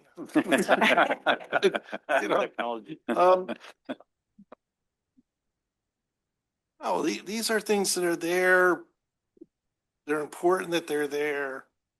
They're thinking. A lot of stuff's been brought up outside the box, which we should look at as we move along. Yes. And I think those things that are outside the box, a lot of them are actually in here. They maybe are just slightly worded differently. I also have a concern with the use of the term land trust. Hopefully that is not a euphemism for some type of a joint park water district association. Wally Bishop, to his credit, kept the East Bay Regional Park District out of the room when they were developing the watershed for Los Vaqueros. The Upper McCollamy watershed Joint Power Authority, 100,000 acres, 90,000 acres is East Bay mud, but all of the principal participants in that are water districts. Parks are stakeholders, but don't have a vote. Right. So- And if you're dealing with people who have a totally different philosophy, which is not necessarily compatible with the sound water management. I believe this plan is keeping an open mind. It does not define partners. It Right. just refers to It's partners just word- in general. Yeah. But I would like to give Director Sethy an opportunity to opine. Oh, no, I just wanted to emphasize that if we're talking about triggers, technology moves so fast that we need to be alert to the cost reductions, the removal of environmental barriers because you have a technology that's now appealing, like the one in Southern California I just mentioned. They went through the permitting, everything, Coastal Commission, got everything expedited because they didn't have the opposition from the environmental community. And so we need to be aware of, just like in any field, technology can radically affect how you're doing things. Who would have known that ChatGPT would be released one day and then suddenly the whole country spending half of all investment money on this new AI technology? These things happen so fast that and it's so unpredictable, but you have to be agile enough to be able to respond to these events. Excellent. I'm a fan of words, and the word strategy derives from the word to general.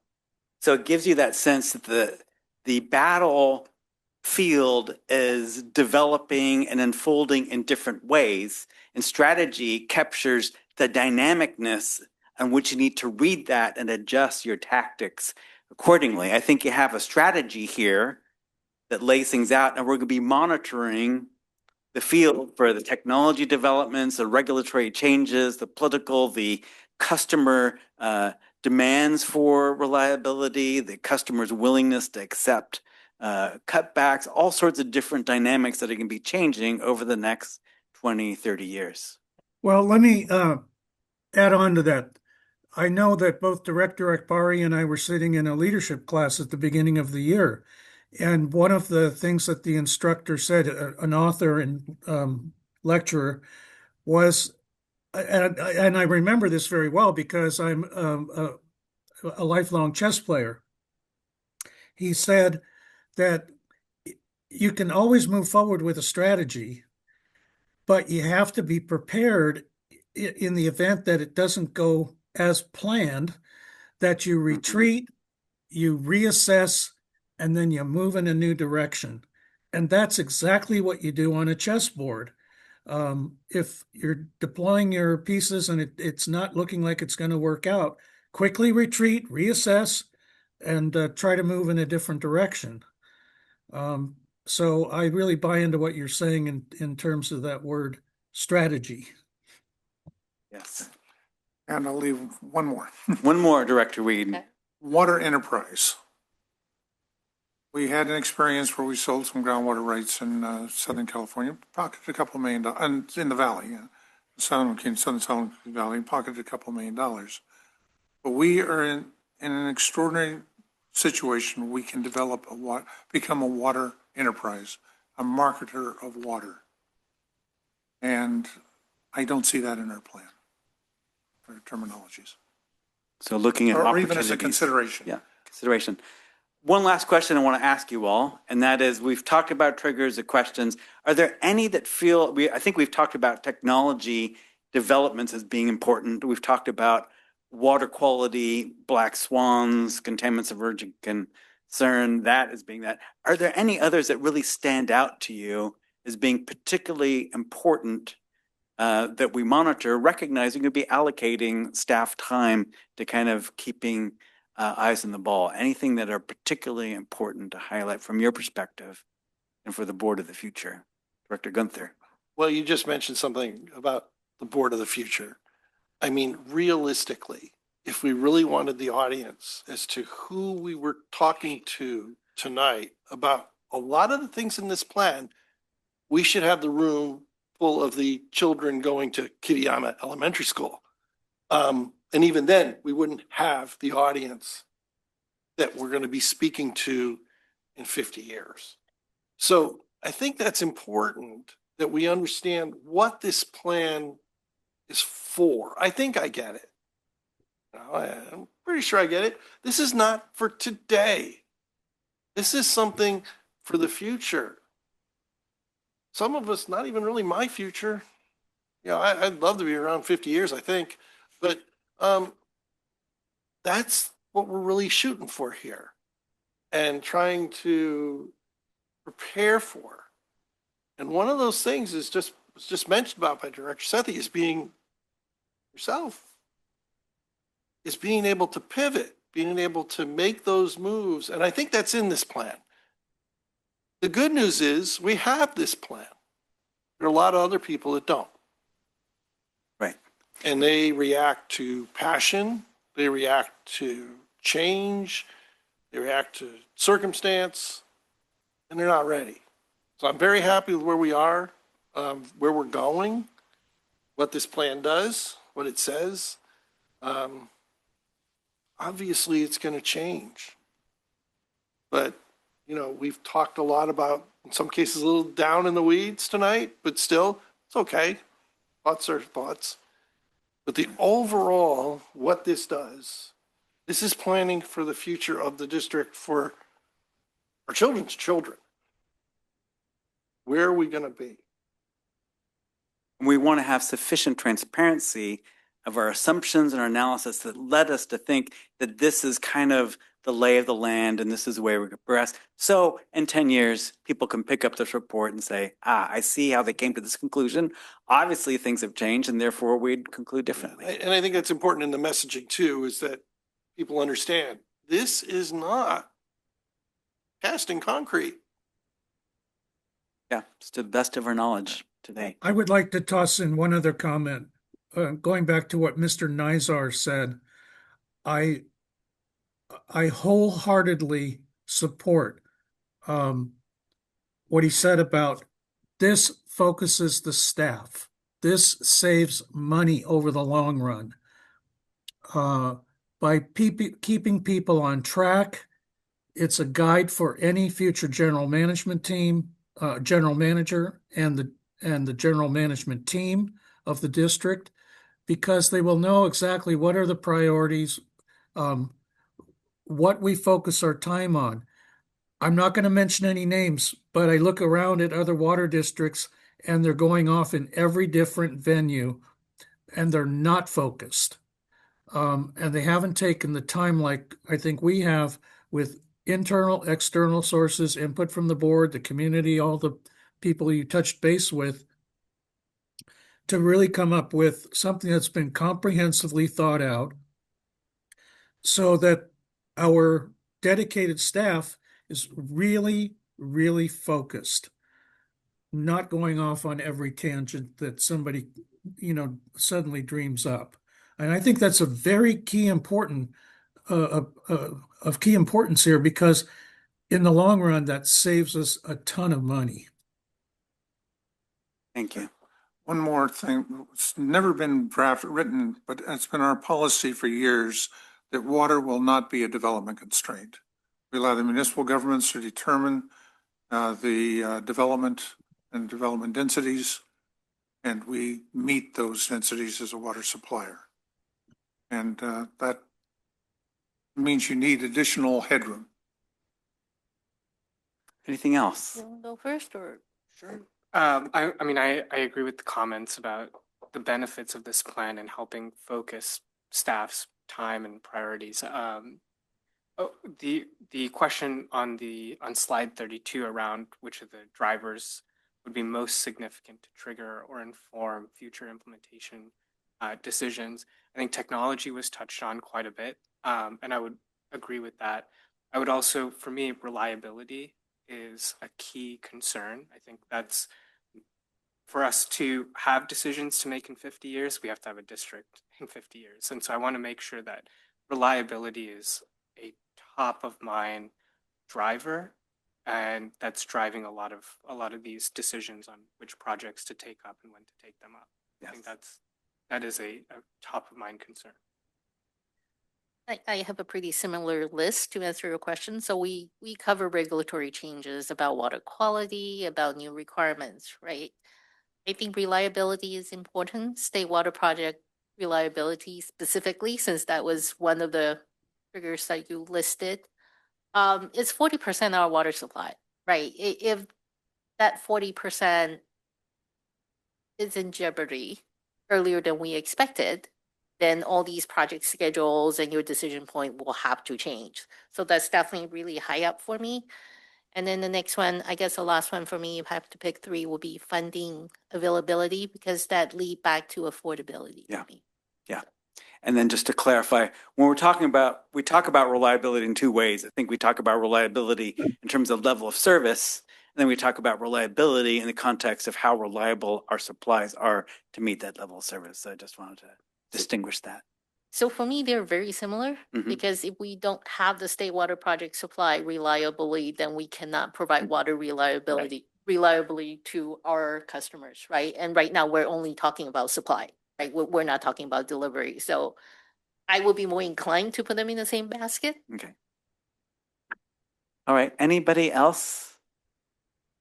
And just let me double check to make sure that if they are members of the public in attendance, that they are given an opportunity to ask questions or address the board. I do not see anyone attending members of public attending in person. How about online? Nope. Okay. Thank you. Thank you. All right, there's more. That was a great discussion, though. But I think this was clearly where we're moving from here is we still have work to do, right, on looking at costs. But I think your input on the drivers is very helpful as we head into that. We did want to touch just a little bit about, so what about at the end of this, you're going to have a document, right? And as we've described, it's going to be a dynamic document. It should really encapsulate a planning process and a roadmap.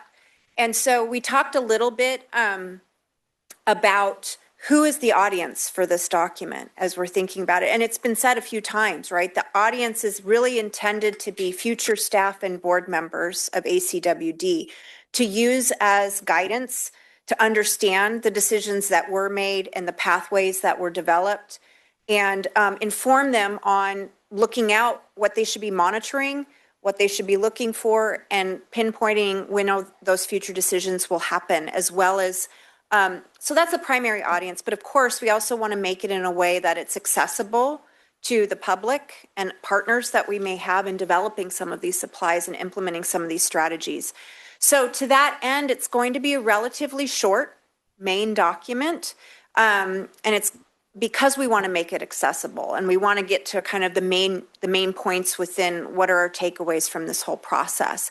But we do have a series of technical memoranda that we've developed throughout this process, and they will be attached to that document. So anybody that really wants to get in the details will have the opportunity to do that as well. So we're currently developing that report template. And then as we finish up our implementation, we've actually started drafting the document. And we'll be working with staff to come up with an administrative draft, and then at this time frame. And then we're going to have Mr. Nizar and his team and other folks and staff be able to review this administrative draft. We will incorporate the revisions, and then we will create a public draft that will be available for public comment. And then we have here a couple of board workshops still remaining. One is to review that document and to take any public comment. You can use that time, if public does have comment, to allow them to do that at that workshop after we've had that period, or sort of in the middle of that period as well. And then, of course, the final meeting to adopt the Water Resources Master Plan. And of course, we'll incorporate any revisions in there. And so again, like we suggested, that'll be more in the April timeframe. Thank you. I don't know if there's any other questions about the implementation of the document or any thoughts about that final document that you want to share, but that's all I have for you tonight, directors. Any last minute questions, comments from the directors? Not from me.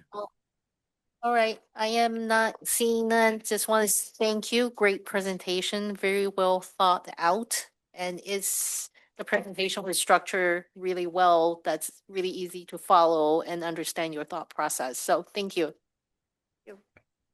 All right, with that, shall we move on to item 5.1? Let's do it. All right, item 5.15 is General Counsel presentation. Wow, that's a little bit unusual. 5.1 is Senate Bill 707, Brown Act Amendment, and other legislative updates. It's definitely unusual, huh? But how cool is that? It is cool.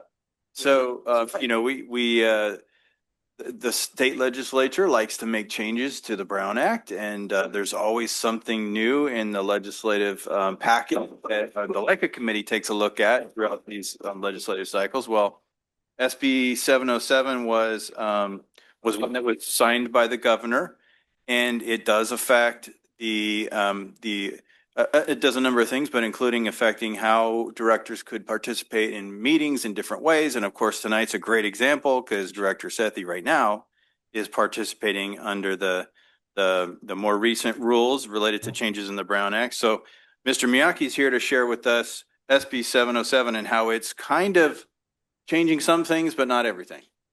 So Mr. Miyake. I'd just like to tell you, thank you for having an example. Right. Yeah. So Director Sethy agreed to be the guinea pig this evening. Yeah, this is the perfect meeting to do Town Act television. I was paid to do this. And speaking of planning and strategy, which we just spent the last 2 hours on, if you ever want to clear out a room, put a general counsel presentation on the agenda, and there you have it. So on the agenda, I'm going to cover a number of things. And first, I just want to provide some introductory comments. Number one is you will notice that this presentation has a lot of detail, probably more detail that your general manager would want on any given slide. He already told me that. And it includes a lot of legal citations. And of course it does, because I'm a lawyer and that's what I like to do, put legal citations on everything. But the reason for that is that the intent of this is to be a handy reference, kind of going forward. And so that there's going to be a lot of detail, and there's also some review in here. And so we'll be going through that as well. So on the agenda, there's 6 bullet points. The first 4 all apply to SB 707. And then there's 2 quick slides at the end, because there's 2 other quick laws that impact the board of directors. So I wanted to be sure that the board of directors knew about that. And the other introductory comment is there has been a lot of press on SB 707. As recent as Tuesday, CSDA alert talking about how significant SB 707 changes the Brown Act. And just a spoiler alert, as it applies to you, as it applies to us, I think the changes are modest. And that's what we're going to talk about tonight as we go through the slides. So for review, there's 2 ways to participate by teleconference. The traditional teleconference rules, I always refer to as the pre-COVID requirements. And these have been in the Brown Act for a long time. And this is when a director calls in with a telephone. And so there are specific requirements for that. And these are largely unchanged. They're really pretty much the same. And I'll just walk through these bullet points. So if a director wants to call in by telephone and not use the 2-way audio video, it's still an option for the board members, but this is what you must do. We must do. Each teleconference location must be identified on the notice and agenda. So you may remember in the old days, we would have on the very front page where the teleconference location was. The agenda must be posted at each teleconference location. Each teleconference location must be open and accessible to the public. So as Director Sethy mentioned, his door being open earlier, that absolutely would have been required under the pre-COVID teleconferencing rules, but it doesn't apply to AB 2449, which we'll talk about next. Members of the public must be allowed to participate in the meeting from each teleconference location. Quorum of the board must participate in the meeting from locations within the district, and all votes must be roll call votes. So those are the same. We've used those a few times, but we haven't used them very recently. So the next option for teleconferencing is called now the alternative teleconferencing rules. I refer to these as the former AB 2449 requirements. That's what we've been living under for the last several years, AB 2449. There have been some changes here, and we'll highlight some of those, but there's also a number of the things that remain the same. So it clarifies and expands some of the requirements, and these teleconferencing rules allow the board members to participate remotely without opening up their location to the public and without posting the agenda at that location. There has to be 2 bases for doing that. There's the just cause basis, and under SB 707, there's the state or local emergency basis. Under AB 2449, the 2 bases were just cause and emergency circumstances. And so we'll talk about how those have kind of come together under the just cause basis. When alternative teleconferencing is used, regardless of which basis, there are some procedural requirements that apply, and we're going to walk through all of those. And by the way, we complied with them all of them but one tonight with Director Sethy's, and some are verbally stated and some are kind of behind the scenes and that we've already done through different mechanisms that I will explain. So the public must be able to participate in the meeting by 2-way audio-visual platform, 2-way telephonic conference service supplemented by live webcasting. We do that for every meeting. So that's already satisfied. The district must give notice of the means by which the public may assess the meeting remotely and offer public comment. We do that. That's on every agenda. In the event of a disruption in remote participation by the public, the board can take no further action on items appearing on the agenda until public access to the meeting is restored. We've already kind of done that. Fortunately, it's not too often that there's an interruption in service, but it could happen. The district cannot require public comments to be submitted in advance of the meeting, and the public must provide opportunities for the public to address the board in real time. We do that. And President Huang is great at doing that for every item, sometimes multiple times, which is great because that's what we need to do. The next bullet point's the new one. The minutes must list each remotely participating board member and the statutory basis for remote participation. So we do that verbally at the beginning of every meeting when a director is going to participate remotely. Now there's a requirement to be sure to include that in the minutes of the board meeting. The next bullet point is board members must disclose whether individuals are of 18 years of age or older are in the room, and if so, what their relationship to them. That's the same requirement, and all votes must be done by roll call vote. So those are the procedural requirements that apply regardless of which basis you use. And then there's some additional procedural requirements if you're going to use the just cause, which we'll talk about now.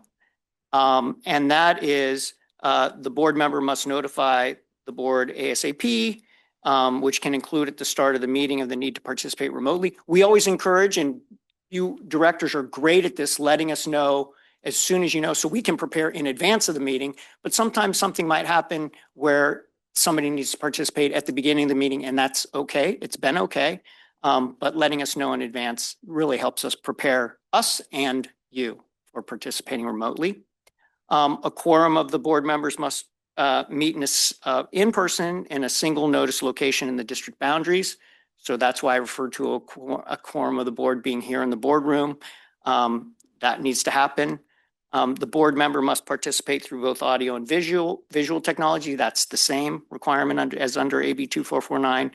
And this is also the same for us. Board members can only use this 2 times a year, and that's because we meet once a month. If the board met more regularly, there would be more opportunities to use remote participation. But for us, it's 2 times in a calendar year. And these, again, are the same procedural requirements. The next slide, we're going to now talk about the substantive requirements for the just cause remote participation. Here's where there's some changes. The first 4 bullet points are the same as just cause. So if a board member needs to care for a child, parent, grandparent, sibling, spouse, or domestic partner, a member has a contagious illness, there's a need related to physical or mental condition that does not qualify as a reasonable accommodation for a disability, or as tonight with Director Sethy, board members traveling on official business of the agency or another state or local agency. New is the next bullet point. The member needs to participate remotely to protect an immunocompromised close relative from exposure to illness. That's new. And the last bullet point is also new if the board member has military service obligations. The second to last bullet point is the former emergency circumstances basis.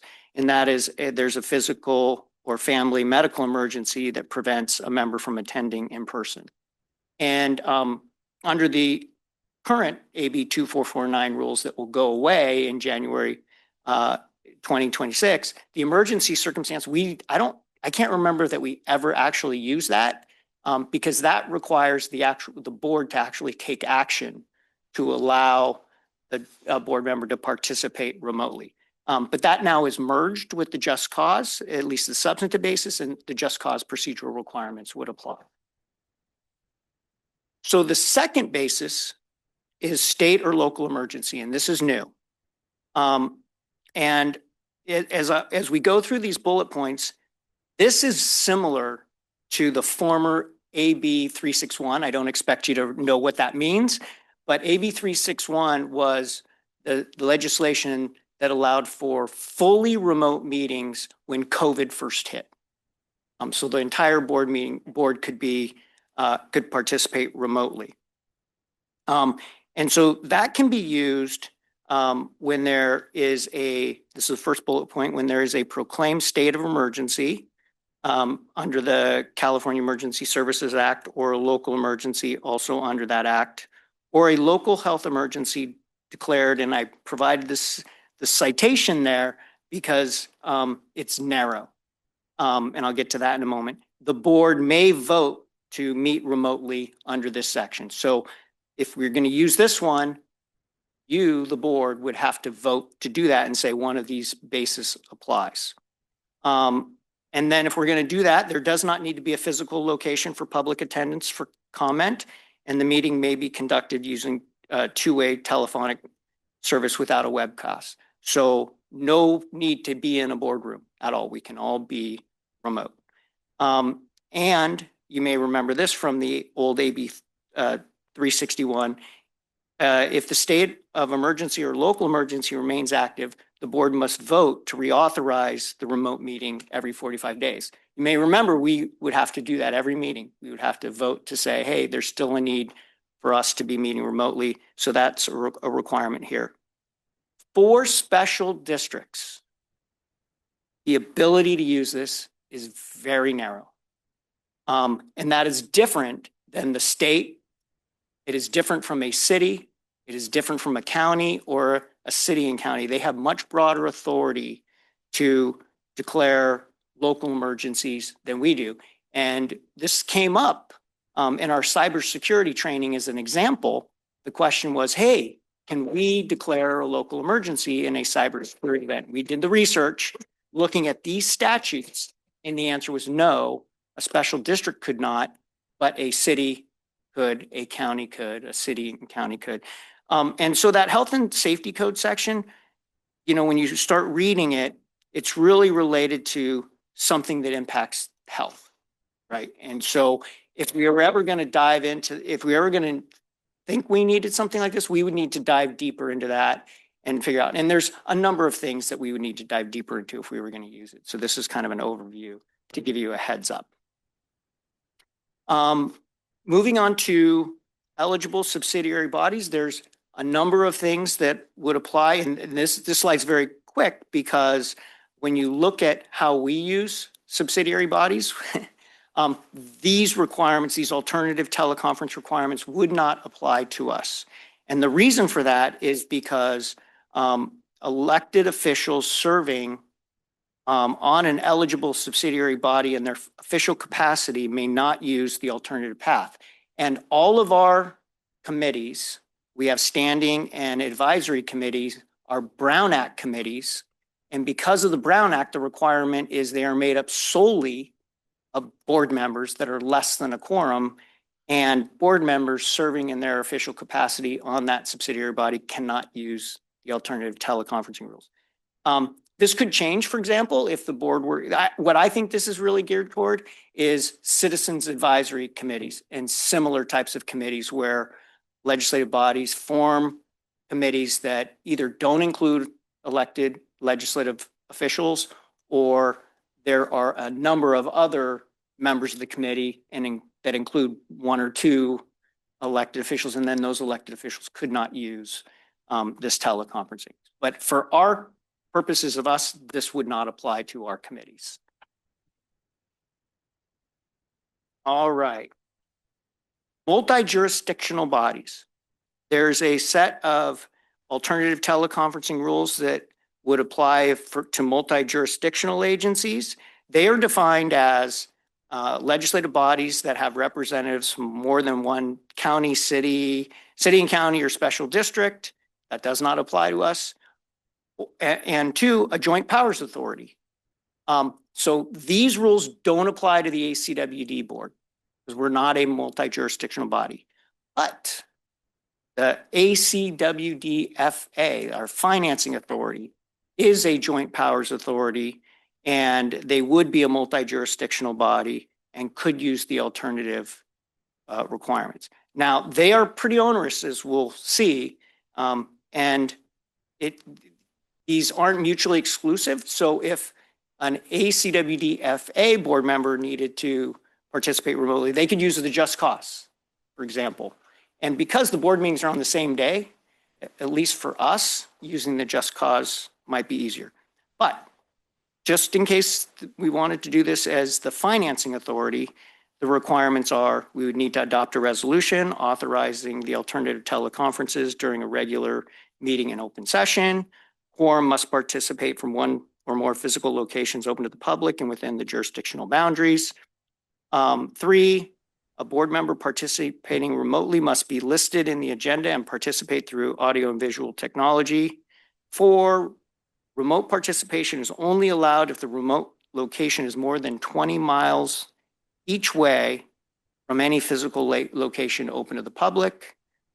And number 5, board members who are compensated for their service on a legislative body are not allowed to participate remotely in meetings of such body.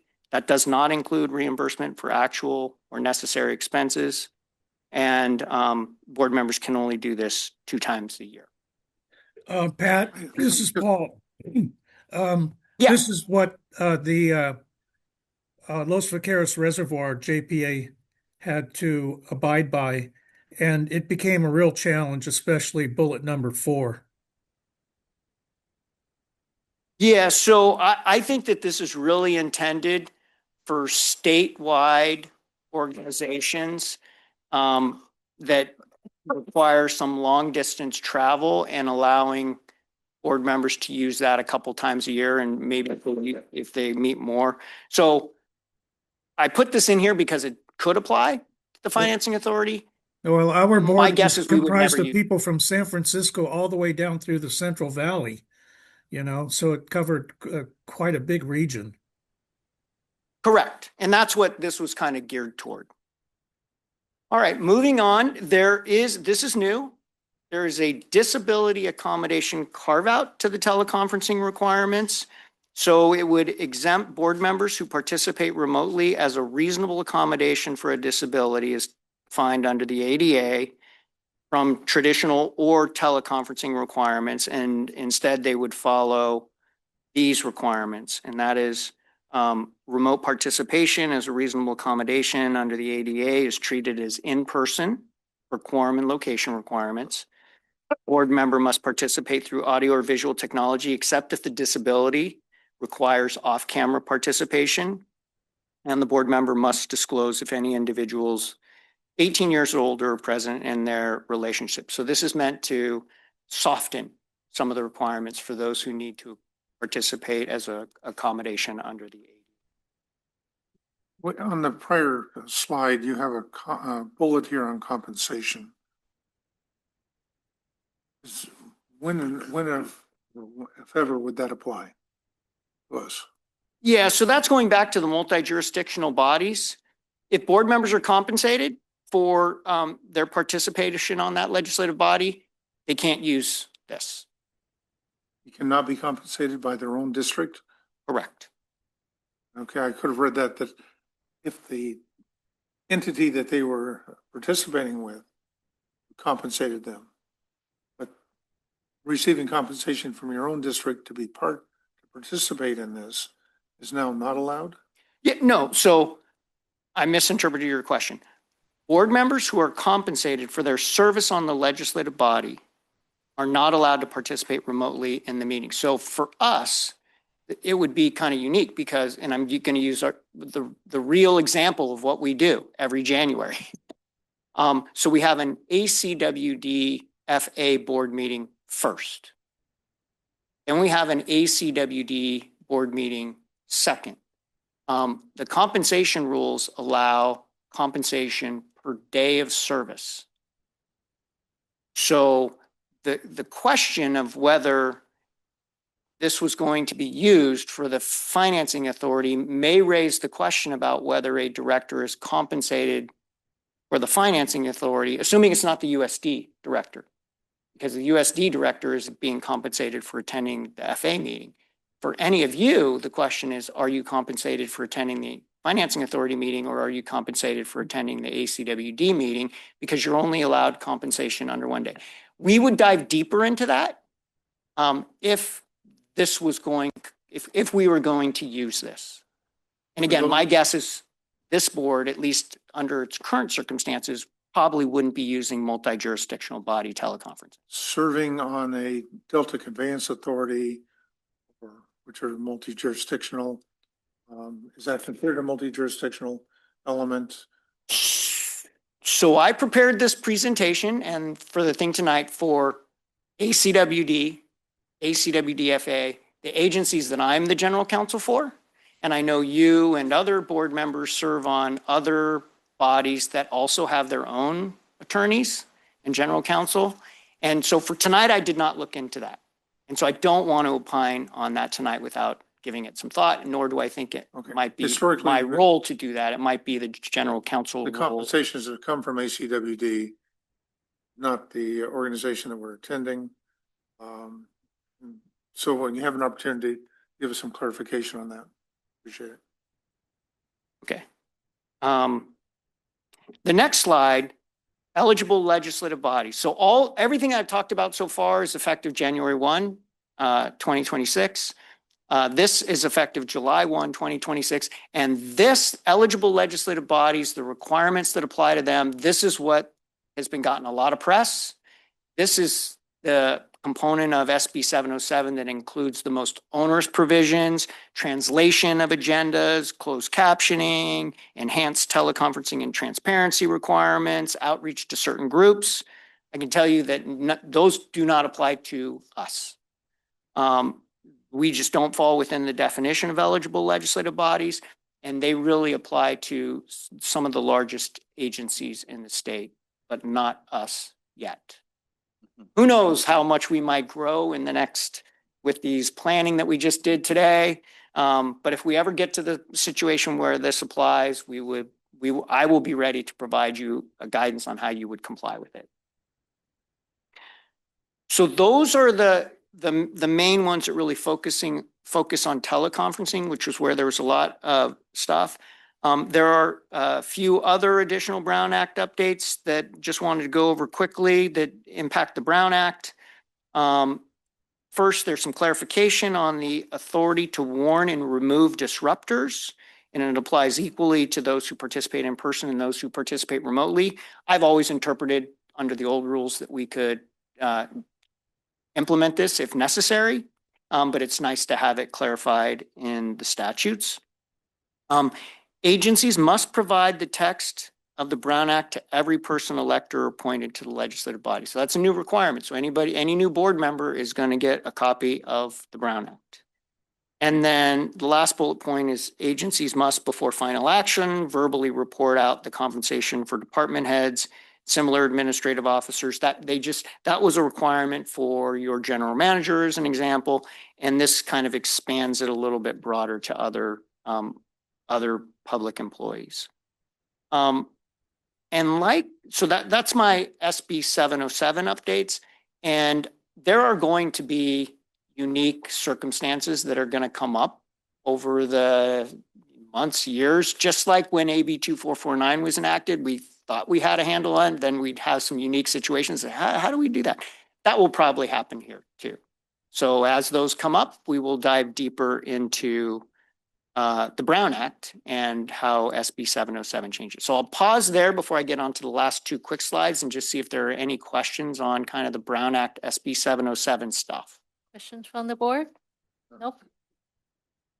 All right. So the next two will be quick. Senate Bill 827. In short, for board members, in addition to your AB 1234 ethics training, 2 hours of training that you need to do every 2 years, you now get to do 2 additional hours of training on fiscal and financial training. So all of you have 2 years to do this. And so January 1, 2028, if there's new board members or new employees that are required to do this, they would have to do it within 6 months. So I just wanted you to be aware of it. We're keeping an eye, we at Hanson Bridger are kind of keeping an eye on, okay, what's the statute says what the training needs to include. We haven't heard anything yet about who's doing the training, how it's going to be implemented. I suspect we're going to be hearing some stuff in the next several months about that. And hopefully it will become as easy to get as your AB 1234 training. Just quickly on that, we know CSDA is preparing training. They've actually reached out to us as one of the training sort of locations. We're working with them. Don't know the specifics yet, but they're thinking like last quarter of next year. We also just heard today that Vector Solutions, which some of you all use for your AB 1234 training and maybe some other training, certainly the IT-related cybersecurity training. They are planning to post a 2-hour course for this topic, April to June timeframe. Great.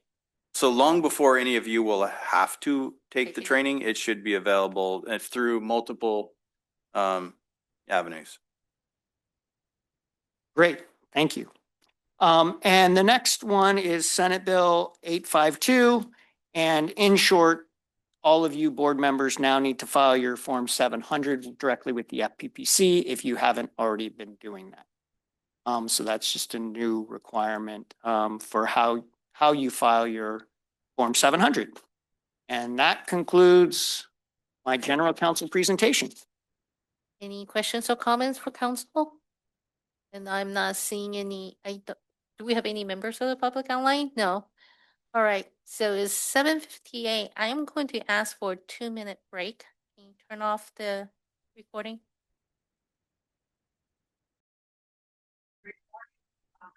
Okay, it's 8 o'clock. The board is back in session. Thank you for indulging me. I believe we're done with the council's presentation. So let's move on to item 6, general manager's report, please. Okay, we got a few real quick ones.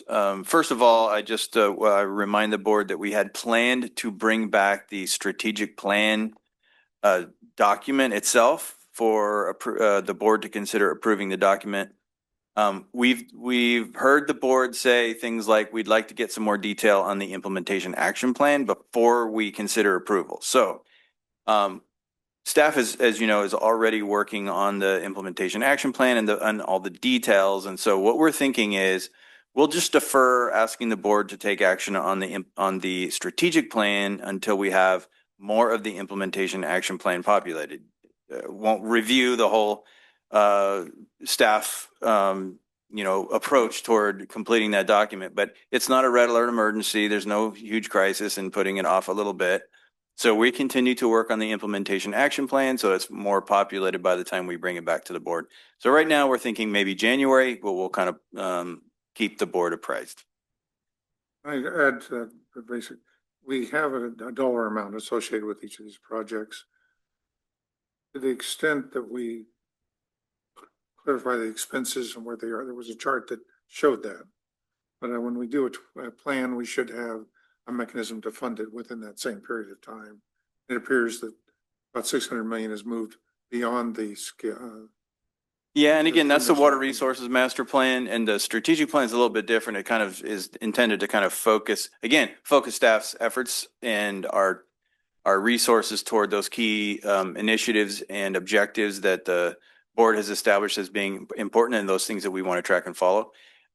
So it's much less of a financial thing than it is a sort of priority in terms of effort and where we're putting our attention and priorities. So again, the strategic plan, not the water resources master plan, which you heard about tonight, the path forward there.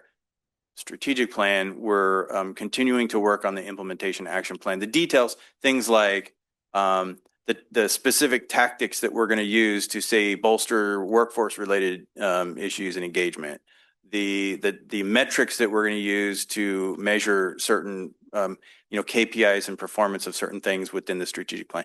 Those are the things that we're working on more of details on right now.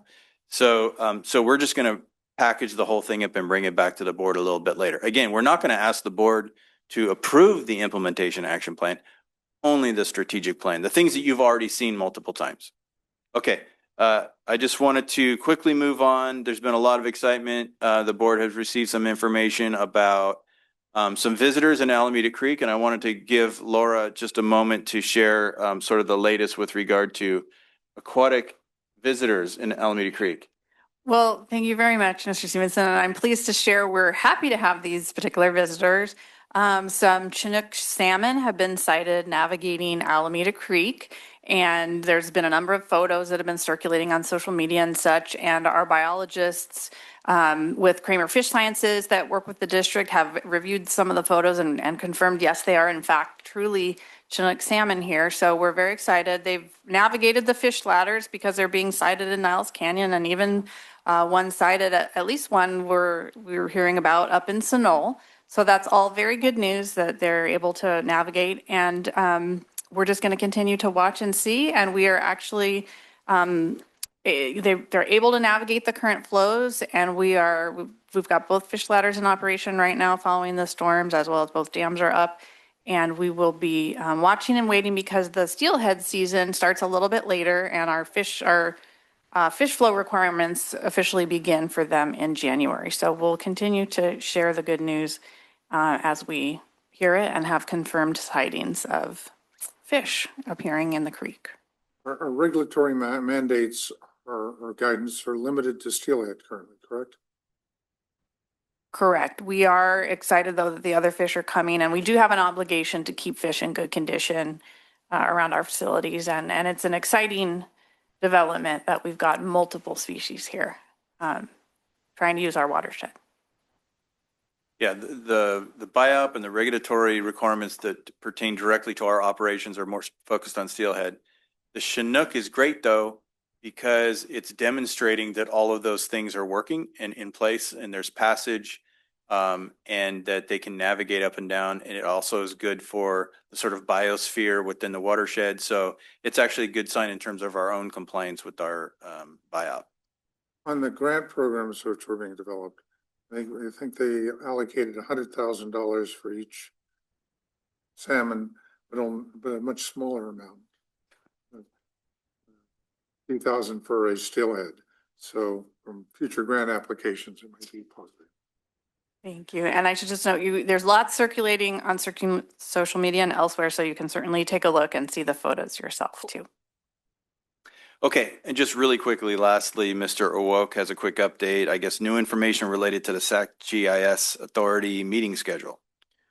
Yes, thank you, Mr. Stevenson. Good evening, board members. Not so much new information, just to confirm, looking ahead to our board calendar, May 20th. As you know, the district is a member of the Southern Alameda County GIS Authority. The annual meeting happens sometime in May every year. The next meeting is scheduled for May 20th, 2026 at 6 p.m. We had the operating committee meeting yesterday, so we confirmed that date. So I wanted to make sure Director Sethy is aware of this date and has it on his schedule to be available for the meeting. Again, the meeting is on May 20th at 6 p.m. at Union Sanitary District. And as usual, the meeting will cover updates from the JPA and agency teams, as well as demo of new projects or initiatives. So I thought I would provide that update. Thank you. Okay, that's it for GM reports.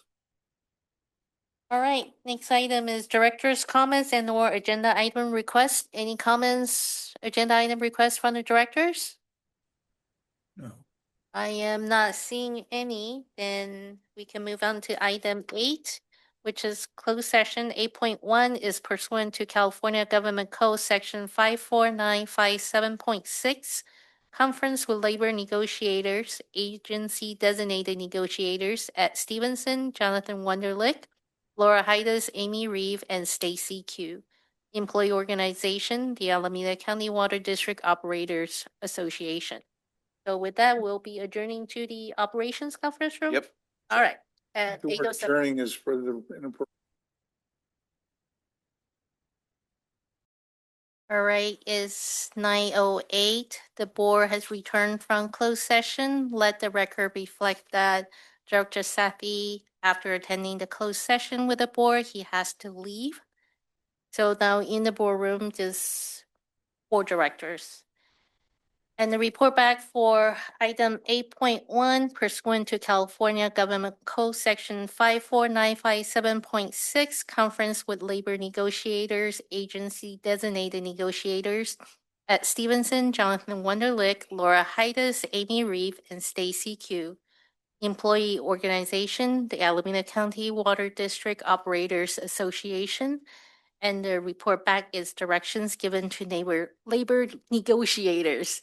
So with that, I'll say we're adjourned at 9:09.